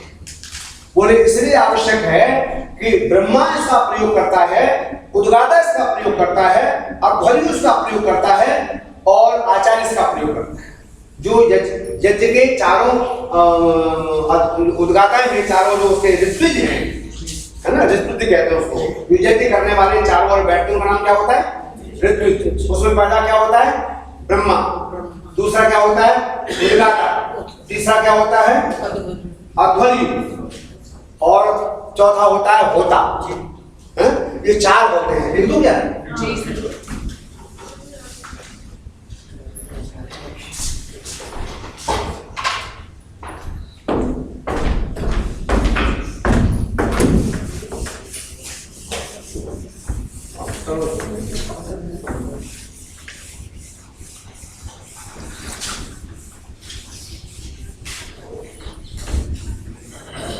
ये ब्रह्मा, उद्गाता, अध्वर्यु और होता, ये चारों अपना काम करने से पहले ओम का प्रयोग करते हैं। ब्रह्मा क्या करते हैं? ब्रह्मा तो वदत जात विद्या, ये मेरा नहीं है, ये वेद के मंत्र में है। ब्रह्मा का काम है जो जो विद्या मंत्रों में आए उस विद्या का व्याख्यान करना। एक वाक्य भी अपनी ओर से वो नहीं करें, वेद मंत्र का पाठ नहीं करते। मैं ब्लैक बोर्ड साफ नहीं कर रहा हूं, मेरा मुझसे कर रहा है ना, तो इनके लिए मैं ब्रह्मा हूं और ये अध्वर्यु है। तो उद्गाता वेद का पाठ करता है। उद्गाता मतलब उच्चैः गायते या सब उद्गाता, जो ऊंची स्वर में गाता है, उच्चैः गायति गायते वा, वो क्या है? उद्गाता। वेद का पाठ करता है। अग्निमीडे पुरोहितम यज्ञस्ते प्रवृत्तिजम भूतागम प्रतिदातम सनपदेव सुनवे अग्नि सुपायनो भव सचस्वाना स्वस्ते ऐसे स्वस्नो विविधा मस्ना भगा, ऐसे मंत्र पढ़ता जाए। उसका नाम क्या है? उद्गाता। मंत्र के अर्थ पर विचार नहीं। जो आजकल के कर्मकांडी पंडित नहीं करते, उनको मंत्र के अर्थ से कोई लेना देना नहीं है। तो उसका अर्थ है या अनर्थ है, तो ये कहीं भी कोई भी प्रयोग है, उसका काम है जहां पाठ आया ठक ठक ठक ठक बिल्कुल शुद्ध जो है उदात्तन का तो शब्द के हिसाब से पाठ कर देता है। उसका नाम क्या है? उद्गाता। ब्रह्मा उस पाठ को ध्यान से सुनता है और सुनकर के जहां कहीं भी उदात्त अनुदात्त स्वरित में या विसर्ग में या अनुस्वार में कहीं गलती होती है, उस गलती होते समय उसका कहता नहीं वो किसी सामने ब्रह्मचारी ने उद्गाता ने अशुद्ध बोल दिया ना, वो अपने मन में उसे शुद्ध कर लेता है, समझे? और ईश्वर से प्रार्थना करता है, प्रभु ये शुद्ध उच्चारण था, उसने जो प्रोनाउंसिएशन है वो रॉन्ग कर दिया है, तो सही उच्चारण ये है, अपने मन से उसे शुद्ध कर लेता है। मान लो उसने पूछा, मंत्र पढ़ दिया, जात वेदा, शब्द क्या था? जात वेदाः भद्रं कर्णेभिः शृणुयाम देवा, मंत्र पढ़ दिया, भद्रं कर्णेभिः शृणुयाम देवा भद्रं पश्येमाक्षभिर्यजत्रा, टक टक टक बोल दिया। और उसको बोलना क्या था? भद्रं कर्णेभिः शृणुयाम देवा भद्रं पश्येमाक्षभिर्यजत्रा, विसर्ग छोड़ दिया। तो आचार्य वहां बैठा बैठा ब्रह्मा जो है वो उसको अपने भीतर ठीक कर देता है और उच्चारण मात्रा का कर देता है। ये काम किसका है? और फिर उसका अर्थ करता है समय समय पर, जो जो विषय आते जाते हैं, वो ब्रह्मा का काम है। उद्गाता तीसरा क्या है? अध्वर्यु। कौन होता है? अध्वर्यु होता है जो अध्वर्य युनक, जो यज्ञ के सामान को जुटाता है। मां बहन जी का, अरे बेटा वो सामग्री ले, घी लिया, बहू को आदेश दिया, वो ले आई, ब्रह्मचारी बेटा है, उसको कहा तुम कोई सामग्री ले आया, घी ले आया, समझा ले आया, उसने आसन लगा दिए, सफाई सुथराई करवा दी, वो कौन है? अध्वर्यु। समझा ले आया और सब व्यवस्थित कर दिया और खड़ा है, समझा? ऐसे करता है।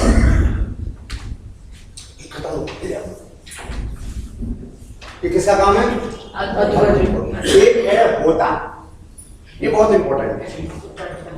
होता क्या करता है? अभिन ददाती थी, उसने मंत्र बोला, उद्बुद्ध स्वाग्ने प्रतिजाग्रही पुनिष्ठा पूर्दे स्वप्न श्रेयथा वयंच अस्मिन् सदस्य अद्वितस्मिन् विश्वे देवा यजमानस्य सीदता स्वाहा। कहते ही उसने जो आहुति दी, इसकी घृत की, सामग्री की और हवन कुंड में, उसका नाम क्या होता है?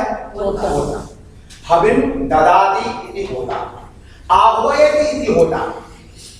किस लक्ष्य के लिए वो यज्ञ किया जा रहा है, किस देवता के प्रकरण में किया जा रहा है, किस देवता का वो आह्वान कर रहा है, जो देवता का आह्वान करता है, क्योंकि ब्रह्मा का लक्ष्य यज्ञ में अपना नहीं होता, उद्गाता का लक्ष्य अपना नहीं होता, अध्वर्यु का लक्ष्य अपना, लेकिन होता का उसका लक्ष्य होता है किसने मैंने यज्ञ किया है। पुत्रेष्टि है, वृष्टि है और अश्वमेध है, अजामेध है, जो भी यज्ञ है उस यज्ञ का लक्ष्य उसने रखा है और उस यज्ञ के करने वाले का जो मूल उसका व्यवस्थापक है उसका नाम क्या है? वही आवाहन करता है और वही आहुति। तो इसलिए उन्होंने कहा भूर भुवस्व।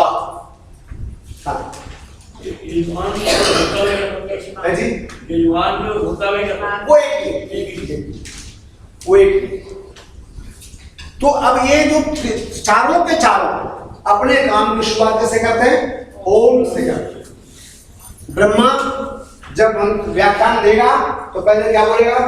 ओम परम ब्रह्म, अपने मन में कुछ वेद पाठ करेगा और उसमें क्या बोलेगा? ओम। उद्गाता जब मंत्र बोलेगा तो क्या बोलेगा?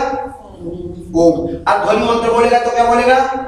और होता भी जब आहुति देगा हमने ओम दो बार तो बोलेगा जरूर, और कुछ उसे आता हो ना आता हो, एक बार ओम बोलेगा और एक बार स्वाहा। और इसमें दो प्रक्रियाएं हैं। एक प्रक्रिया तो यह है तत्सवितुर्वरेण्यं भर्गो देवस्य धीमहि धियो यो न प्रचोदयात्, और एक है प्रचोदयो स्वाहा। अंत में अचो अदंत्यादिति इस सूत्र से टी का लोप हो जाता है, और टी का लोप होने से जो ओम शब्द है उसके साथ जुड़ जाता है। टी का मतलब है हलंत शब्द। तो ये इसका नियम है, इसलिए इन्होंने कहा कि ओम बहुत महत्वपूर्ण है। वैसे ओम की व्याख्या तो अपने में 3 दिन का व्याख्यान है, इसलिए मैं उसकी व्याख्या नहीं कर रहा। आप क्या है, वो क्या है, माँ क्या है, और आप वो माँ के फिर अर्थ क्या है, फिर अवलक्षण धातु से बने तो उसको 19 अर्थ क्या है, 19 अर्थों को कैसे प्रभु में घटाएंगे, वो सब चर्चा में नहीं करता। केवल 33 उपनिषद में ये कहा क्योंकि ब्रह्मा, क्योंकि उद्गाता, क्योंकि ध्वनि, क्योंकि होता, ये चारों को चारों जब मंत्र का उच्चारण करते हैं, कोई पाठ करते हैं तो सबसे पहले ओम बोलते हैं। इसलिए महाव्याहृतियां, व्याहृतियां तब महाव्याहृतियां होती हैं जब उनके साथ ओम। अब ये तो हो गई दीक्षा, शिक्षा है। अब दीक्षांत भाषण कर ले तो 33 उपनिषद में शिक्षा अध्याय का दीक्षांत कर देते हैं और बीच में 5 मिनट का विराम देते हैं। जो हमारे सीनियर सिटीजन को चाय पानी लघुशंका कीर्षंका जाना हो वो 5 मिनट होकर 10 मिनट में आ जाएगा।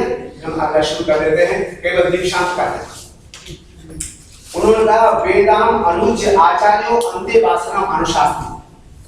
वेदान अनुज्य, वेदों को कहकर, वेदों का उपदेश करके, वेद पढ़ाकर, आचार्य अंतेवासी अनुशास्त्री। आचार्य अंतेवासी को यानी शिष्य को, अंतःकरण में निवास करने वाले को अंतेवासी, शिष्य को आचार्य क्या कहते हैं? अंतेवासी। क्या बोलते हैं? अंतेवासी। अब तो अंतःकरण में अब क्या कहूँ आपको, जिसको निवास करना चाहिए वही निवास नहीं करता, विद्यार्थी बहुत अच्छी बात है ना। हमने विद्यार्थी ने कहा सर नमस्कार, पहचाना सर आपको? बोले बेटा मैं नहीं पहचाना। तो सर मैंने पहचाना, आपने बड़े थप्पड़ मारे।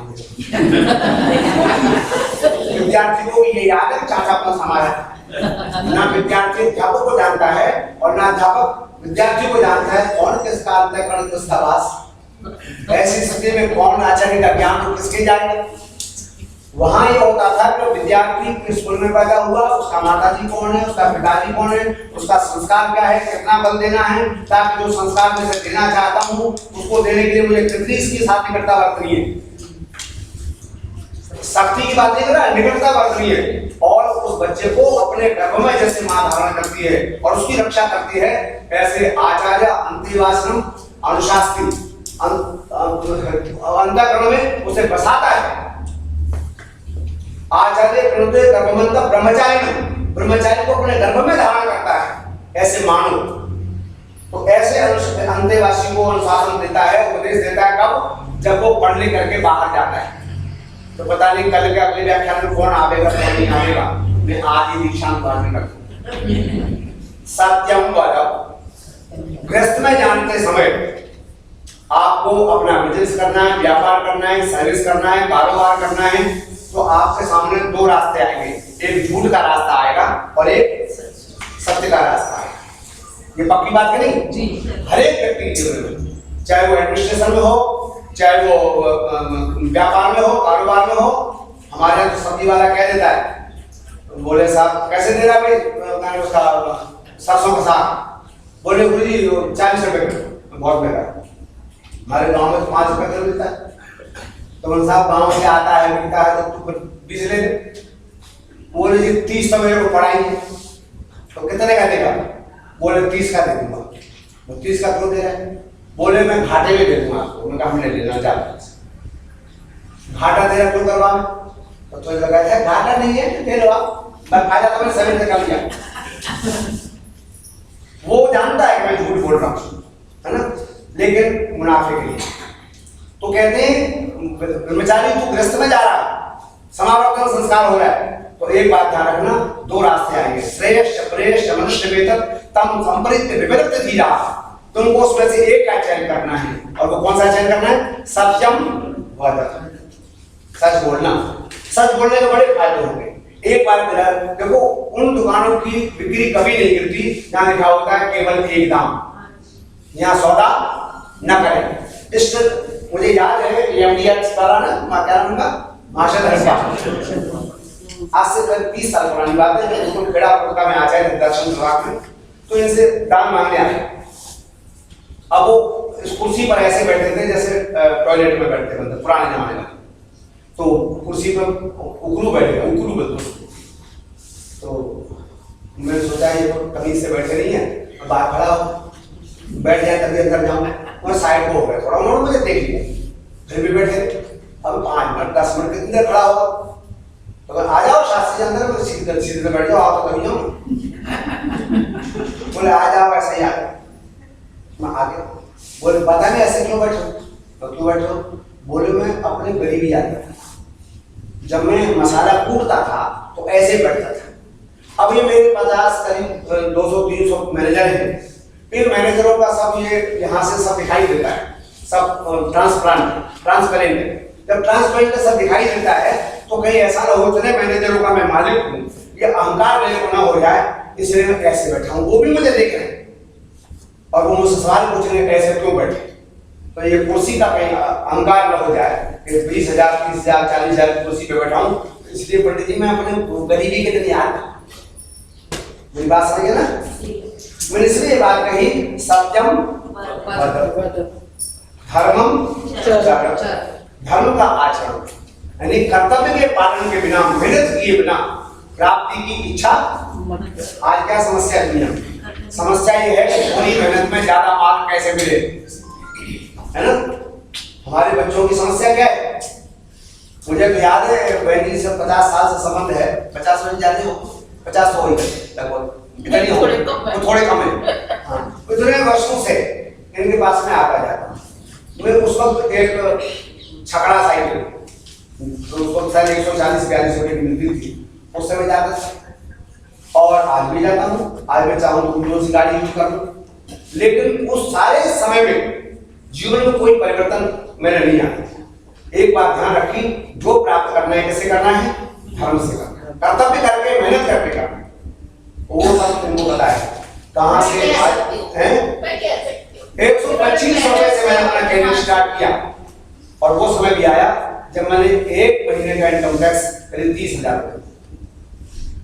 तो पर मैं वैसे वैसा रहा, मैंने कोई मैं भारत के किसी कोने में रहा, वैसे जहाँ याद किया मैं आ गया। इसलिए मैंने आपसे कहा है कि सत्यम वद धर्मम चर। और एक और बात, जब तुम दुनिया में पैसा कमाने लगोगे, जब तुम पर गाड़ियां होने लगेगी, जब तुम्हारी बड़ी कोठियां होने लगेगी, जब तुम्हारे बच्चे बड़े ताकतवर शक्तिशाली हो जाएंगे, बड़े बड़े पदों पर पहुंच जाएंगे, तो एक समस्या आएगी। वो समस्या ये आएगी कि आप पढ़ना लिखना बंद कर देंगे। तो आचार्य कहता है स्वाध्यायान महाप्रमाद, स्वाध्याय में प्रमाद। चलो वो निकल गई, वो तो निकल गई, अब तुम्हारी थोड़ी रह गई, है ना। इसमें स्वाध्याय में प्रमाद बोलो मत करना, लगातार पढ़ते रहना। मैं हरि सिंह जी को धन्यवाद देता हूँ। वैसे तो मेरा समाज के व्यक्ति है, क्या हरि सिंह जी, क्या हमारे बालादत्त जी, क्या बहन कपूर जी, एक से कमाल के ये व्यक्ति हैं जिन्होंने पूरा जीवन ज्ञान के लिए दे दिया है, पर स्वाध्याय में प्रमाद कभी मत करना। कहते हैं और क्या करना, कहते हैं आचार्याय प्रियम धर्म आहत्य प्रजा तंतु महाव्यवच्छेदसी। आचार्य के लिए प्रिय धन ला करके प्रजा के तंतु को मत तोड़ना। मतलब ये सृष्टि का क्रम गुरु शिष्य परंपरा चलती रहे और तब चलती रहेगी, न गुरु भूखा मरे और न शिष्य परेशान हो। दोनों जब सुदृढ़ होंगे तो ये परंपरा चलती रहेगी। इसलिए शिष्यों, आपको ध्यान रखना है कि आपका आचार्य रोटी में न फंस जाए, ज्ञान की सतत आराधना करता रहे। तो आचार्याय धर्म आहत्य प्रजातंतु महाव्यवच्छेदसी, प्रजातंतु को टूटने मत देना। गुरु और शिष्य की जो परंपरा है, इस परंपरा को समाप्त। अच्छा ये बताओ, आज जो संगीत है स्कूलों ने जिंदा रखा है, परंपरा घराने उन्होंने क्या करना है, ये विद्या को लागू रहेगी, मैं पढ़ाऊंगा और तू पढ़ेगा, बीच में और कोई चीज नहीं आएगी। वो क्या करता है, वो व्यापार करता है, बिजनेस करता है, क्या करता है क्या नहीं करता है, पर वो काम शुरू होगा सूर्योदय के बाद। ये तो जब उषा काल भी नहीं होगा उससे पहले शुरू हो जाएगा। मेरा भाई तो था चतुर्वेदी मथुरा घराने का संगीतकार। मैंने पूछा पंडित जी ये बताओ तुम नए नए राग कब बोलते हो? तो उन्होंने कहा मैं गुरुजी 2 बजे उठ जाता हूँ और 6 बजे तक मेरा अभ्यास शुरू होता है। 6 बजे के बाद होकर स्कूल आ जाता हूँ। तो 4 घंटे, बोले 4 घंटे का रियाज लेकर तो गला कभी भी धोखा नहीं सकता है। आप बात में समझ गए ना? ये सतत साधना आवश्यक है। इसलिए गुरु शिष्य की परंपरा बनाए रखने के लिए हमारे बनारस के मैंने आचार्यों को देखता था, गुरु जी बड़े चारों वेदों के आचार्य हैं, शिष्य भी उनका उसी तरह से, प्रशिष्य भी उनका बेटा, बेटे का बेटा उस परंपरा में चल रहा है। लेकिन आज फर्क आ गया, आज फर्क ये आ गया, तो गुरु जी तो व्याकरण शास्त्र के विद्वान थे, बेटा पान बेच रहा है, पान बीड़ी की दुकान चला। क्यों? उसने उस परंपरा को जिंदा नहीं रखा। इसलिए उनका आचार्य प्रियम धर्मादित्य प्रजातंत्र माप विच्छेद सी सत्या न प्रमत्तव्यम, सत्य से प्रमाद मत करना। कहते हैं धर्मात् न प्रमत्तव्यम, धर्म से प्रमाद मत करना। कुशला न प्रमत्तव्यम, एक दूसरे से शिष्टाचार में प्रमाद मत करना। सब ठीक ठाक है कि नहीं? आज मुझे एक थोड़ी सी घटना याद है, केंद्रीय विद्यालय विशेष में था, तो मैंने अपने दोस्त का फिजिक्स का लेक्चर था, नाम नहीं लूंगा, उनसे कहा कि भाई अरे चलो डोयाली के पास चलना है। बोले वहां जाने का क्या फायदा? बोले तो तबीयत काफी दिन से खराब चल रही थी। बोले अब तो ठीक है, पर ठीक तो है, मैं पता तो कर ले। कहले आप जाओ। उनको आपको कोई ट्यूशन क्लास करना नहीं है, आपको तो धंधा बुझाए नहीं, तो आप ही जाओ, ये सब पुण्य के काम आपके लिए। थोड़े दिनों बाद मैंने उनसे पूछा फायदा तुम कैसे कहते हो? तो उन्होंने कहा फायदा मतलब श्रीमन तो हम कहा ठीक है, आज सवेरे से रोजाना मैं हर 1 घंटे के 500 रुपए दूंगा, पर टॉयलेट नहीं जाने दूंगा। फायदा किसमें? लोट में टॉयलेट जाने में। ये बड़ा गलत बात है। हम ये सोचते हैं सारे फायदे उसी में। इसलिए कहा कुशला न प्रमत्तव्यम, शिष्टाचार में प्रमाद मत करना। भूति न प्रमत्तव्यम,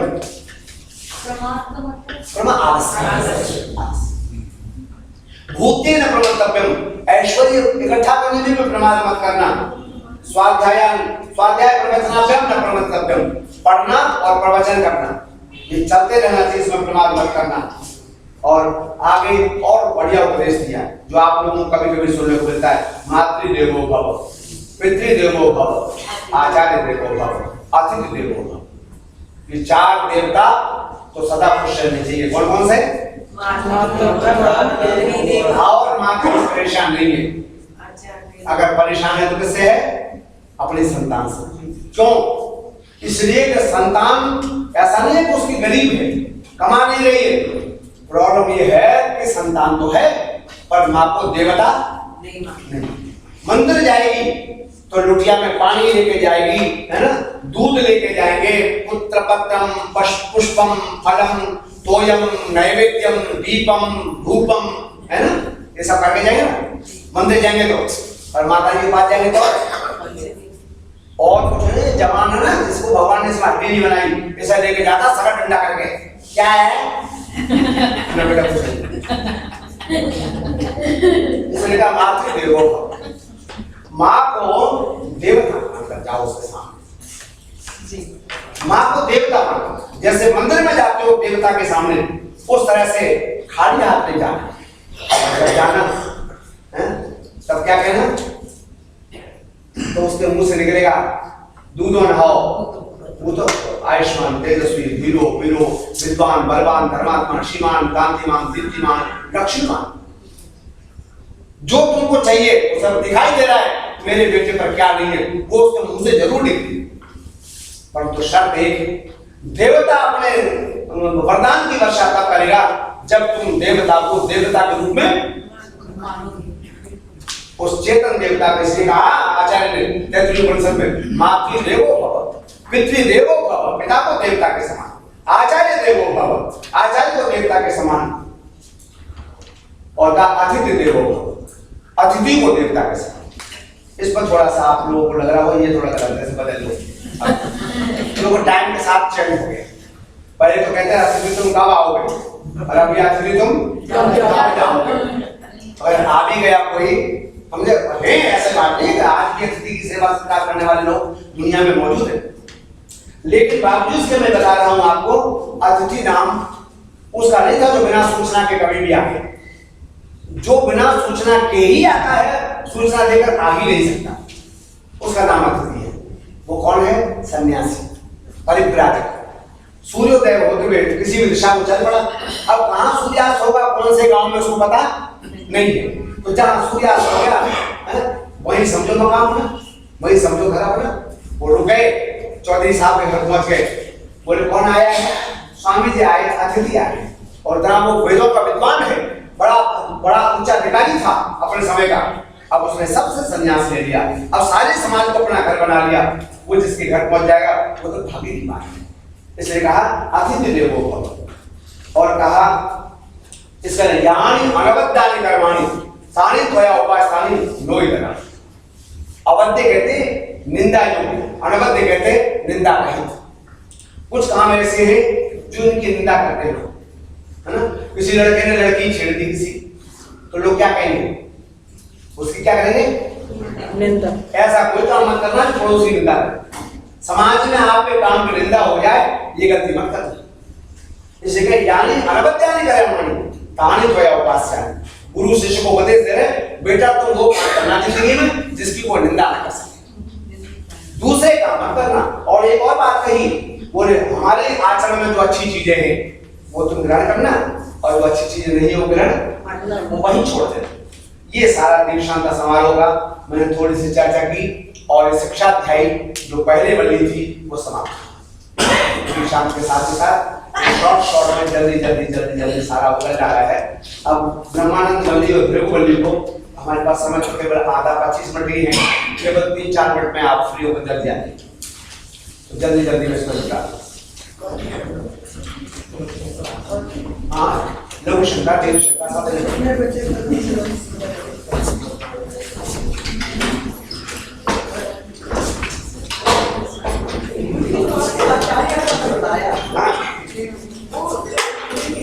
कौन सा?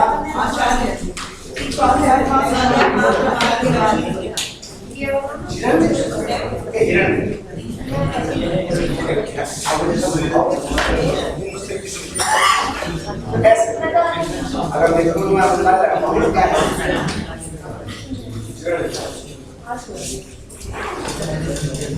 वैसे श्री ठाकुर है, उसका फिर आपका होता है पुराण, ठीक है। तो अब उसका तो होगा तो आज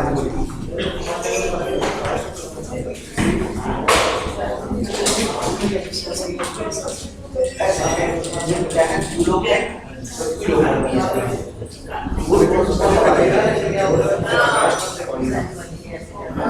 अच्छा ये पहला है।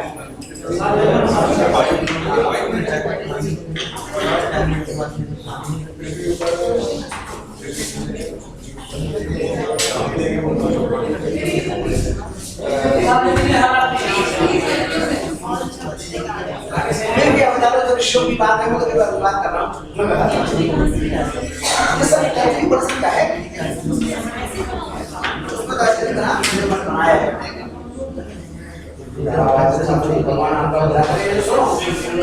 जो कोई साथी ग्रहण करना चाहे वहाँ रखे हैं, सारे लोग ले लीजिए, साथ वहाँ रखे हैं, वहाँ रखे हैं, आप लोग उठ के ले लीजिए, ले लीजिए।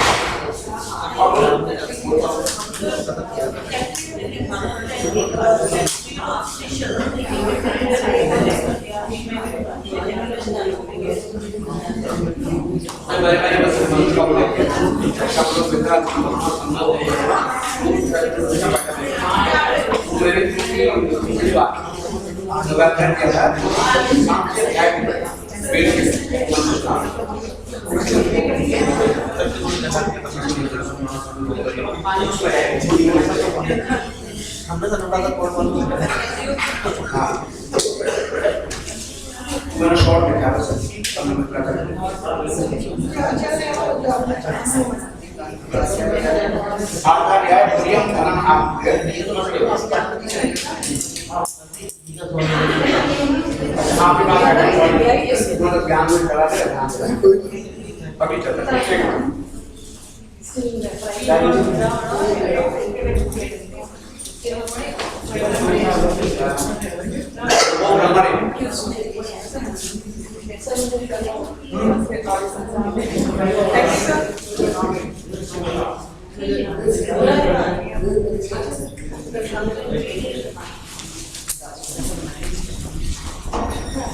अच्छा मैं समझा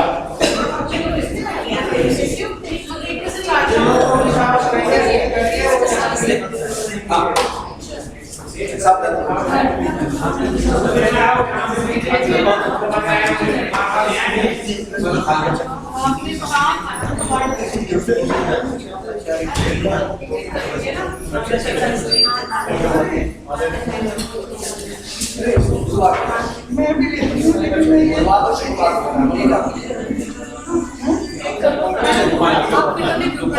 वो है ट्रांसपोर्ट दे दो सारी प्लस पे आई नो प्लस पे आचार्याय प्रियम धर्म आद्य प्रजातंत्र मापने जैसी आयर्य आज प्रजातंत्र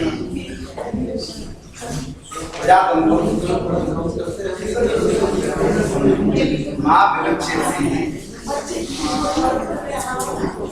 विलक्षेसी शेषी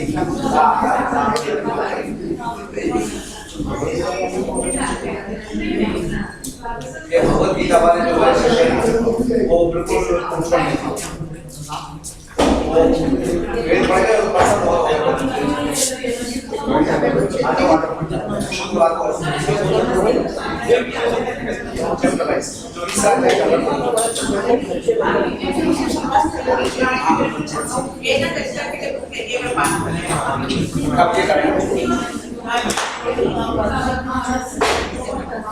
डायग्राम तो मैंने अपने हिसाब से बना लिया उनका अध्यापक रहा हूँ तो मुझे थोड़ा डायग्राम कर बना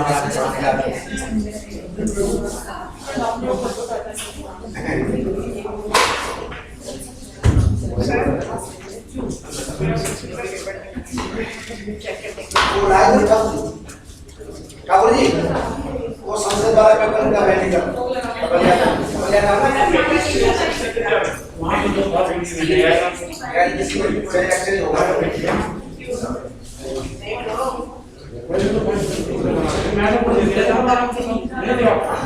मेरे पास नहीं आया ना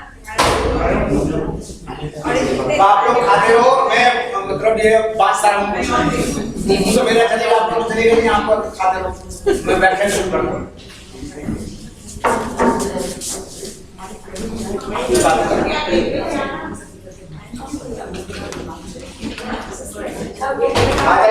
आ जाइए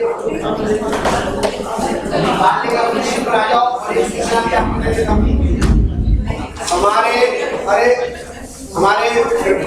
शिवानी जी आयु में मैं इन्हें बुलाता हूँ मैं भूल जाता हूँ बुलाया जिन किसी को संस्कृत की किताबें चाहिए या वेद का जो पाठ्यक्रम है उसकी पुस्तक चाहिए या कोई उपनिषद चाहिए तो वो आपको English medium Hindi medium Sanskrit medium जो भी चाहिए वो लाके देंगे तिवारी जी इधर आ जाओ अपने स्कूल में पुस्तक दिखाओ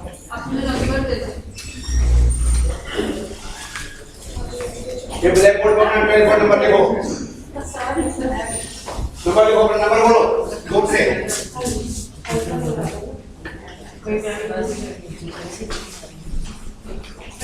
श्री तिवारी जी हाँ क्या है आपका वो प्रकाशन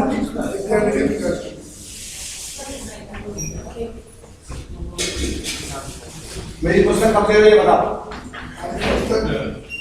जितने तुम देर से दोगे उतने पैसे तुम्हें देर से मिलेंगे जितने जल्दी दोगे उतने जल्दी मिलेंगे तो मैंने कई एक मान तैयार कर रखे हैं वो कहते लाओ नंबर बोलो टेलीफोन नंबर 98 40 ये इनका टेलीफोन नंबर है जिसको जो किताब चाहिए ये आपको भवन में उपस्थित करा देंगे आपका शनि को क्लास होता है शुक्रवार में मेरे पास पहुंचा देंगे फिर आपके पास ठाकुर जी के थ्रू आ जाएंगे ठीक है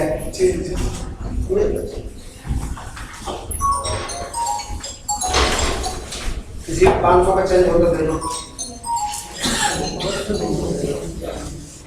500 में 400 दे दो तो दे दो। ठीक है, 410 दे देते हैं।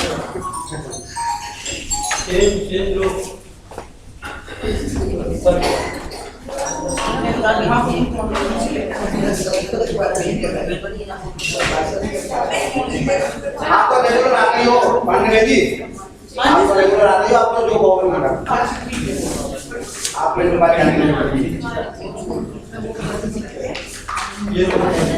ये टेक्स्ट करते हैं ब्रह्मानंद वल्ली। एक बार मेरे साथ एक मंत्र बोलेगा, ओम सहना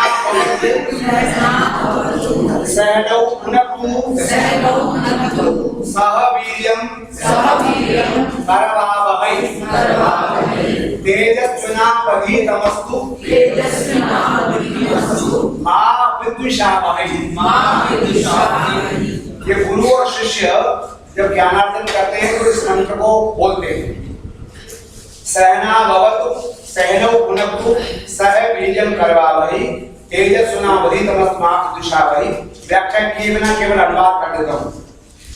मैं और आप यानी गुरु और शिष्य, नव मानी हम दोनों, सह अवतु हे प्रभु हमारी साथ साथ रक्षा करो। गुरु जी जिंदा रहेंगे तो शिष्य को बढ़ाएंगे और शिष्य जिंदा रहेगा तो गुरु से सहना हो। सहनौ भुनक्तु, ये मंजू कुमार का भला हो, इन्होंने कहा कि अकेले आचार्य तो नहीं खा सकते, जो हम खाएंगे सब मिलकर खाएंगे। सहनौ भुनक्तु, गुरु और शिष्य दोनों मिलकर खाएंगे। वैसे तो 2 इन्होंने टुकड़े मुझे भेजे थे, मैंने एक टुकड़ा लेके बाकी सब आपको भेज दिया था। उधर को देखा नहीं, टुकड़े थे 4 लोग थे 40, कैसे बांटोगे आप?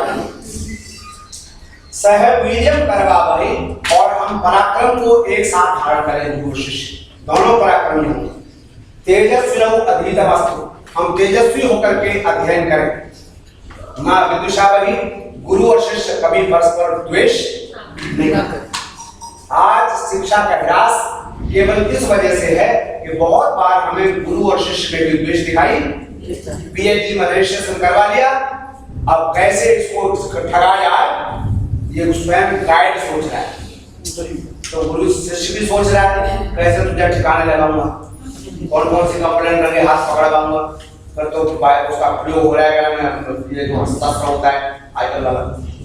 इसलिए हमारे परंपरा में ये बात है, सत्यम ज्ञान अनंतम ब्रह्म।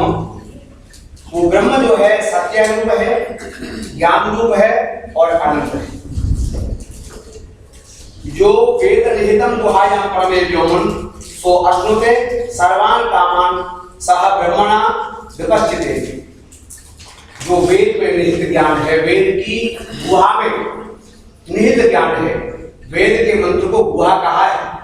गुफा जो गहरी गुफा है ना, आपने कभी देखी हो तो गुफाएं ऐसी होती है, कभी कभी आजकल चैनल वाले दिखा देते हैं, अगला कदम कहां जाएगा पता नहीं, है ना।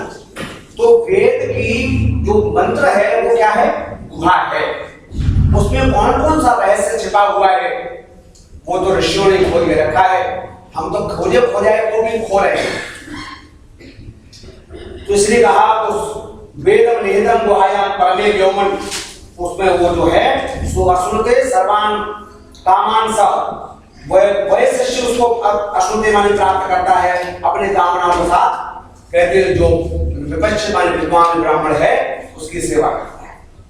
आगे तस्माद्वा एतस्माद्वा आत्मनः आकाश संभूत, आकाशात् वायु, वायु रग्ने, रग्ने रापः, अग्ने पृथ्वी, पृथिव्या औषधया और औषधिभ्यः रेतसः, रेतसात् वाणी।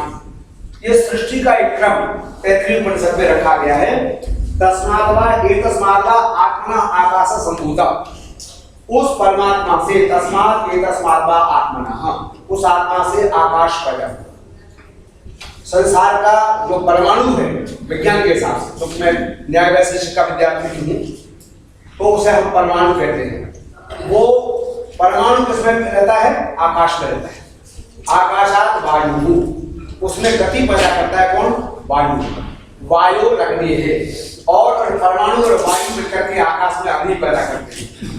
और अग्नि आपह, अग्नि से जल पैदा होता है। आज भी आप देखते हैं कि सूर्य के प्रकाश से विद्युत आदि मेघ आदि बन करके जल का कारण बनते हैं। अद्य पृथ्वी, और जल से फिर पृथ्वी पैदा होती है, और पृथ्व्याम औषधया, पृथ्वी से फिर औषधियां पैदा होती हैं, और औषधियों से रेतस पैदा होता है, और रेतस से फिर मनुष्य पैदा होता है। ये सारे संसार, ये सृष्टि का एक क्रम तैतरीय उपनिषद में था, वो मैंने एक साल में कह दिया। जो मूल व्याख्या का विषय है वो एक डायग्राम बना करके आपको समझाने की कोशिश करूंगा।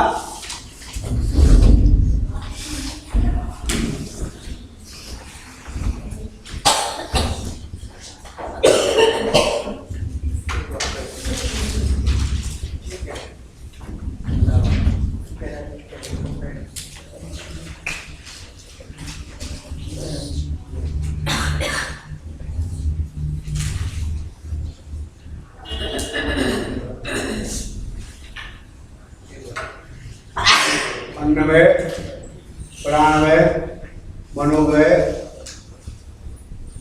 विज्ञानमय और आनंदमय, ये पंच कोश हैं। कोश कहते हैं जहां बहुत सी चीजें रहती हैं। ये जो बाहर का प्रकरण है इसका नाम है अन्नमय कोश।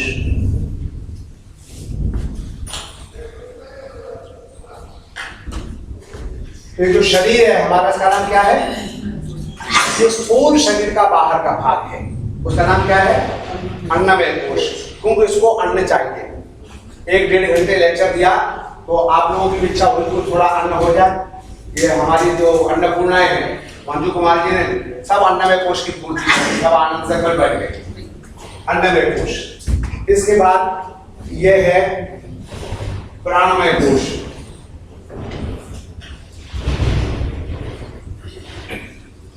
ये समझाने के लिए बना रहा हूं डायग्राम। इसको वैसे बना दीजिए तो ये आदमी का शरीर है, ये हृदय है, ऐसे करके चलता जाता है। पर समझने के लिए ये तीसरा है मनोमय कोश।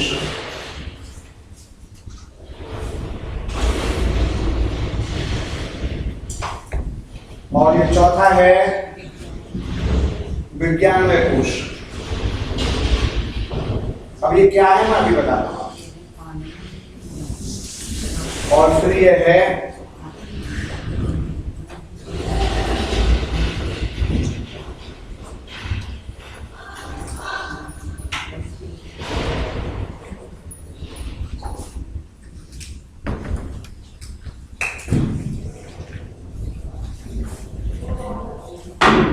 आनंदमय कोश। कितने हो गए? 5। पहले कहते हैं पंचकोश। ये जो हमारा स्थूल शरीर है इसका नाम है अन्नमय कोश। ये मानो एक शरीर मनुष्य खड़ा हुआ, इसकी बॉडी है। ये सारा अन्नमय कोश प्राण से गति करता है। इसमें पूरे शरीर में प्राण है। तो इस प्राण के 5 रूप हैं। प्राण है, अपान है, व्यान है, समान है। इस तरह से 5 प्राण है। प्राण, अपान, व्यान, उदान, समान, ये 5 प्राण हैं। और उसको और भी 5 नाम है, देवदत्त है, धनंजय है, कृकिल है। इस तरह से इसके 5 और भी नाम हैं। तो ये जो कोश है ये प्राणमय कोश। ये प्राणमय कोश हर नस और नाड़ी के बीच में काम करता है, हर इंद्रिय के बीच में काम करता है। रक्त पहुंचाने का काम कौन सा कोश करता है? प्राणमय कोश करता है। ये ब्रह्मरंध्र से लेकर के और पैर की पूरी अंगूठी तक एक नस सीधी जाती है जो पूरे शरीर में रक्त का संचार करती है वायु की मदद से। तो मैं एक छोटा सा घटना आपको सुना देता हूं।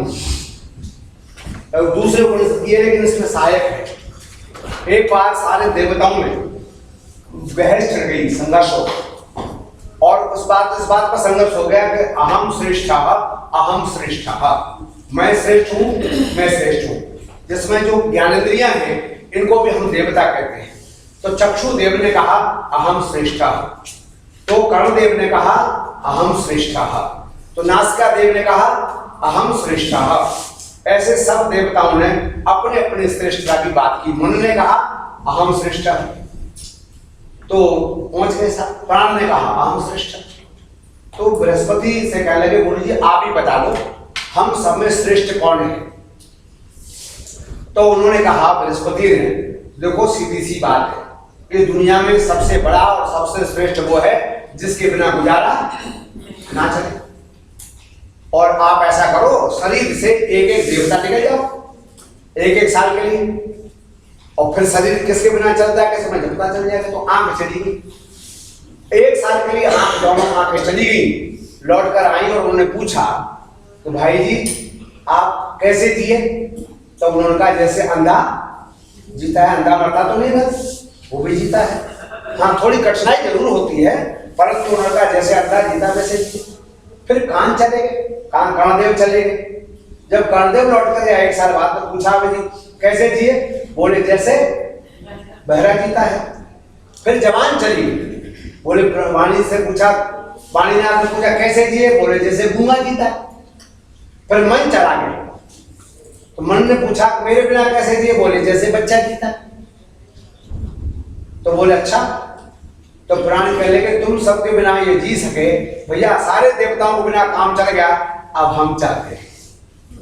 प्राण चले, जब प्राण चले निकल के तो सारे देवता क्या हो गए, व्यथित हो गए। कहने का आप कहां जा रहे हो, बोले आप 2 साल तक बाहर रह के आए हो, मैं भी रह के आता हूं। कहने आप चले जाओ तो हम कैसे रहेंगे। इसका मतलब ये जो प्राणमय कोश है इतना महत्वपूर्ण है, शरीर तभी तक जीवित है जब तक प्राण व्यवस्थित है।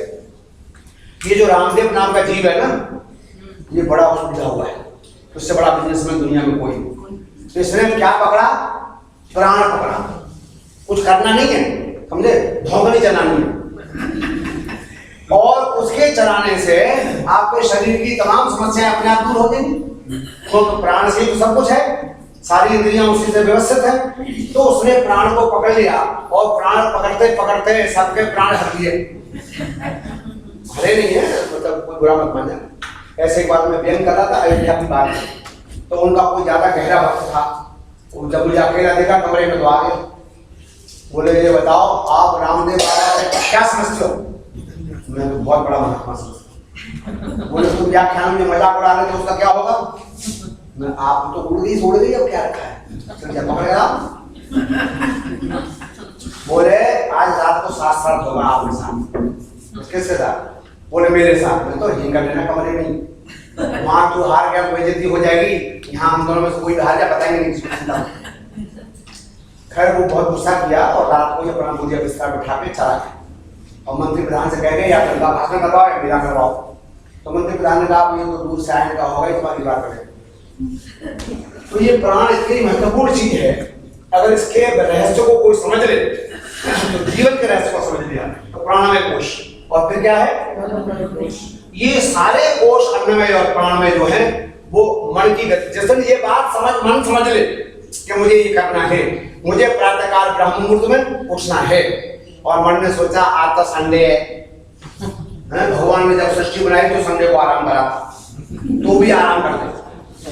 अच्छा ये बताओ आपके हिंदू संप्रदाय में, वैदिक विचारधारा में भगवान ने संडे को आराम करा था नहीं। अरे संडे तो वो दिन था जो पहला दिन जब सूरज निकला है ना, और सूरज निकला तो दिन निकला तो काम करने पड़े, वहां आराम का दिन कहाँ है। इसलिए हमारा तो बाकी दिन तो होते हैं थोड़े विलंब से उठने के, और संडे और जल्दी उठने का होता है। तो ये मनोमय कोश। और तीसरा क्या है, विज्ञानमय कोश। विज्ञानमय कोश क्या है, अंतःकरण है, बुद्धि, ब्रेन, और उसके बाद क्या है, आनंद कोश। ये इन कोशों को क्रमिक ज्ञान है इसका। पहले अन्नमय कोश व्यवस्थित करो, क्योंकि शरीर माध्यम खल धर्म साधन। अगर धर्म की साधना करनी है तो शरीर पहले उत्तम आवश्यक है, फिर प्राण की साधना करो, फिर प्राण के बाद, क्योंकि प्राण से ही मन जो है वो वश में आता है। ये मैं नहीं कह रहा हूँ, ये महर्षि पतंजलि ने लिखा है उसमें योग दर्शन में।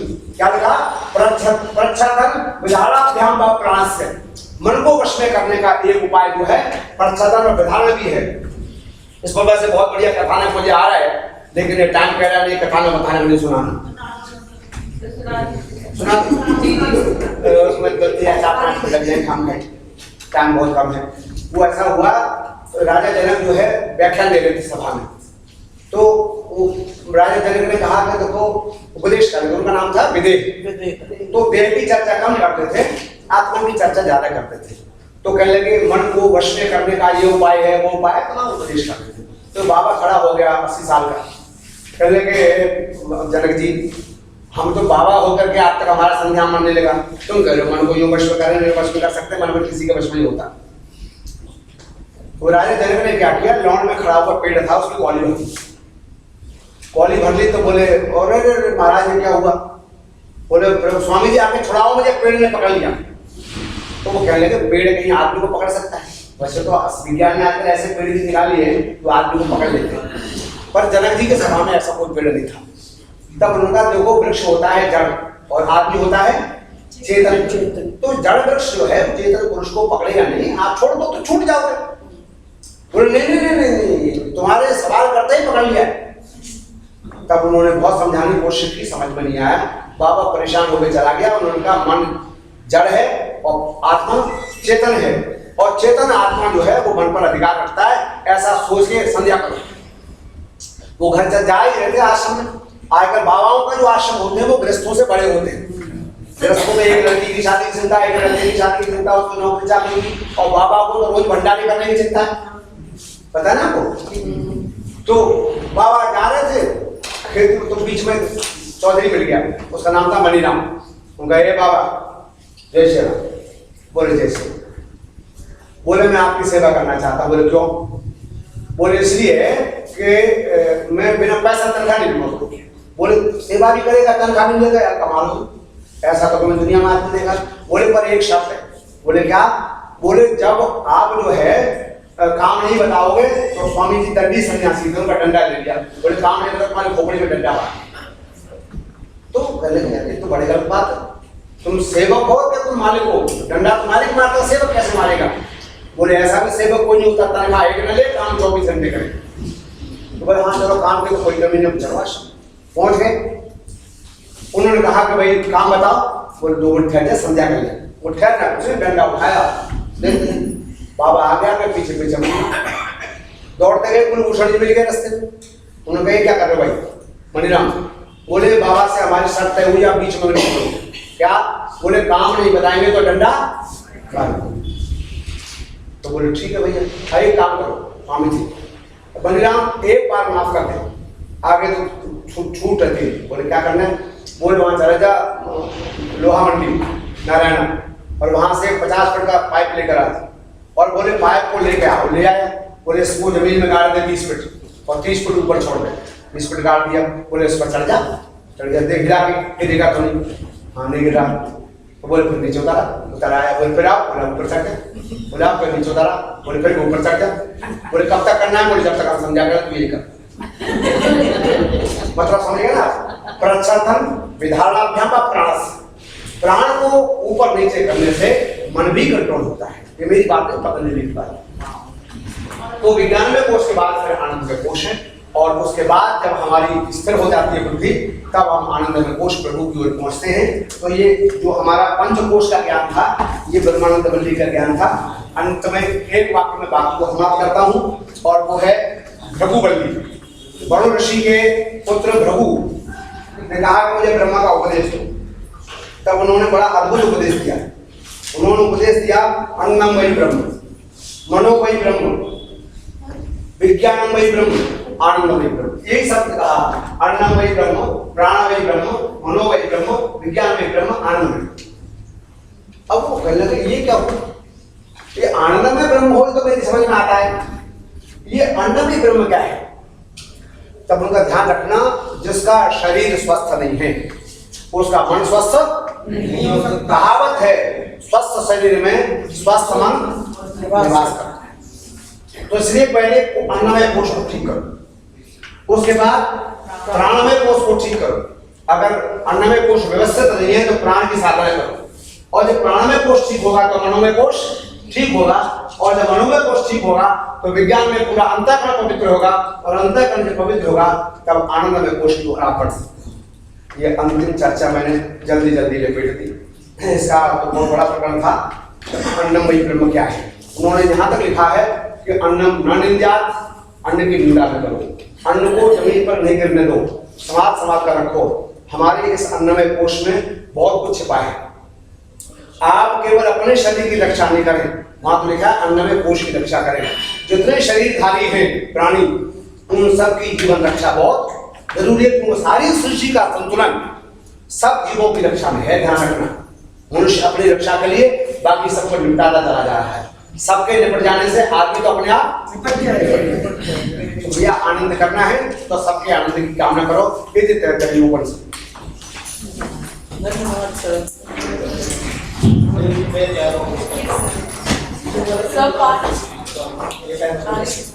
ओम यौ शांति अंतरिक्षं शांति पृथ्वी शांति आप शांतिरोषधया शांति वनस्पतयः शांति विश्वे देवा शांति ब्रह्म शांति सर्वं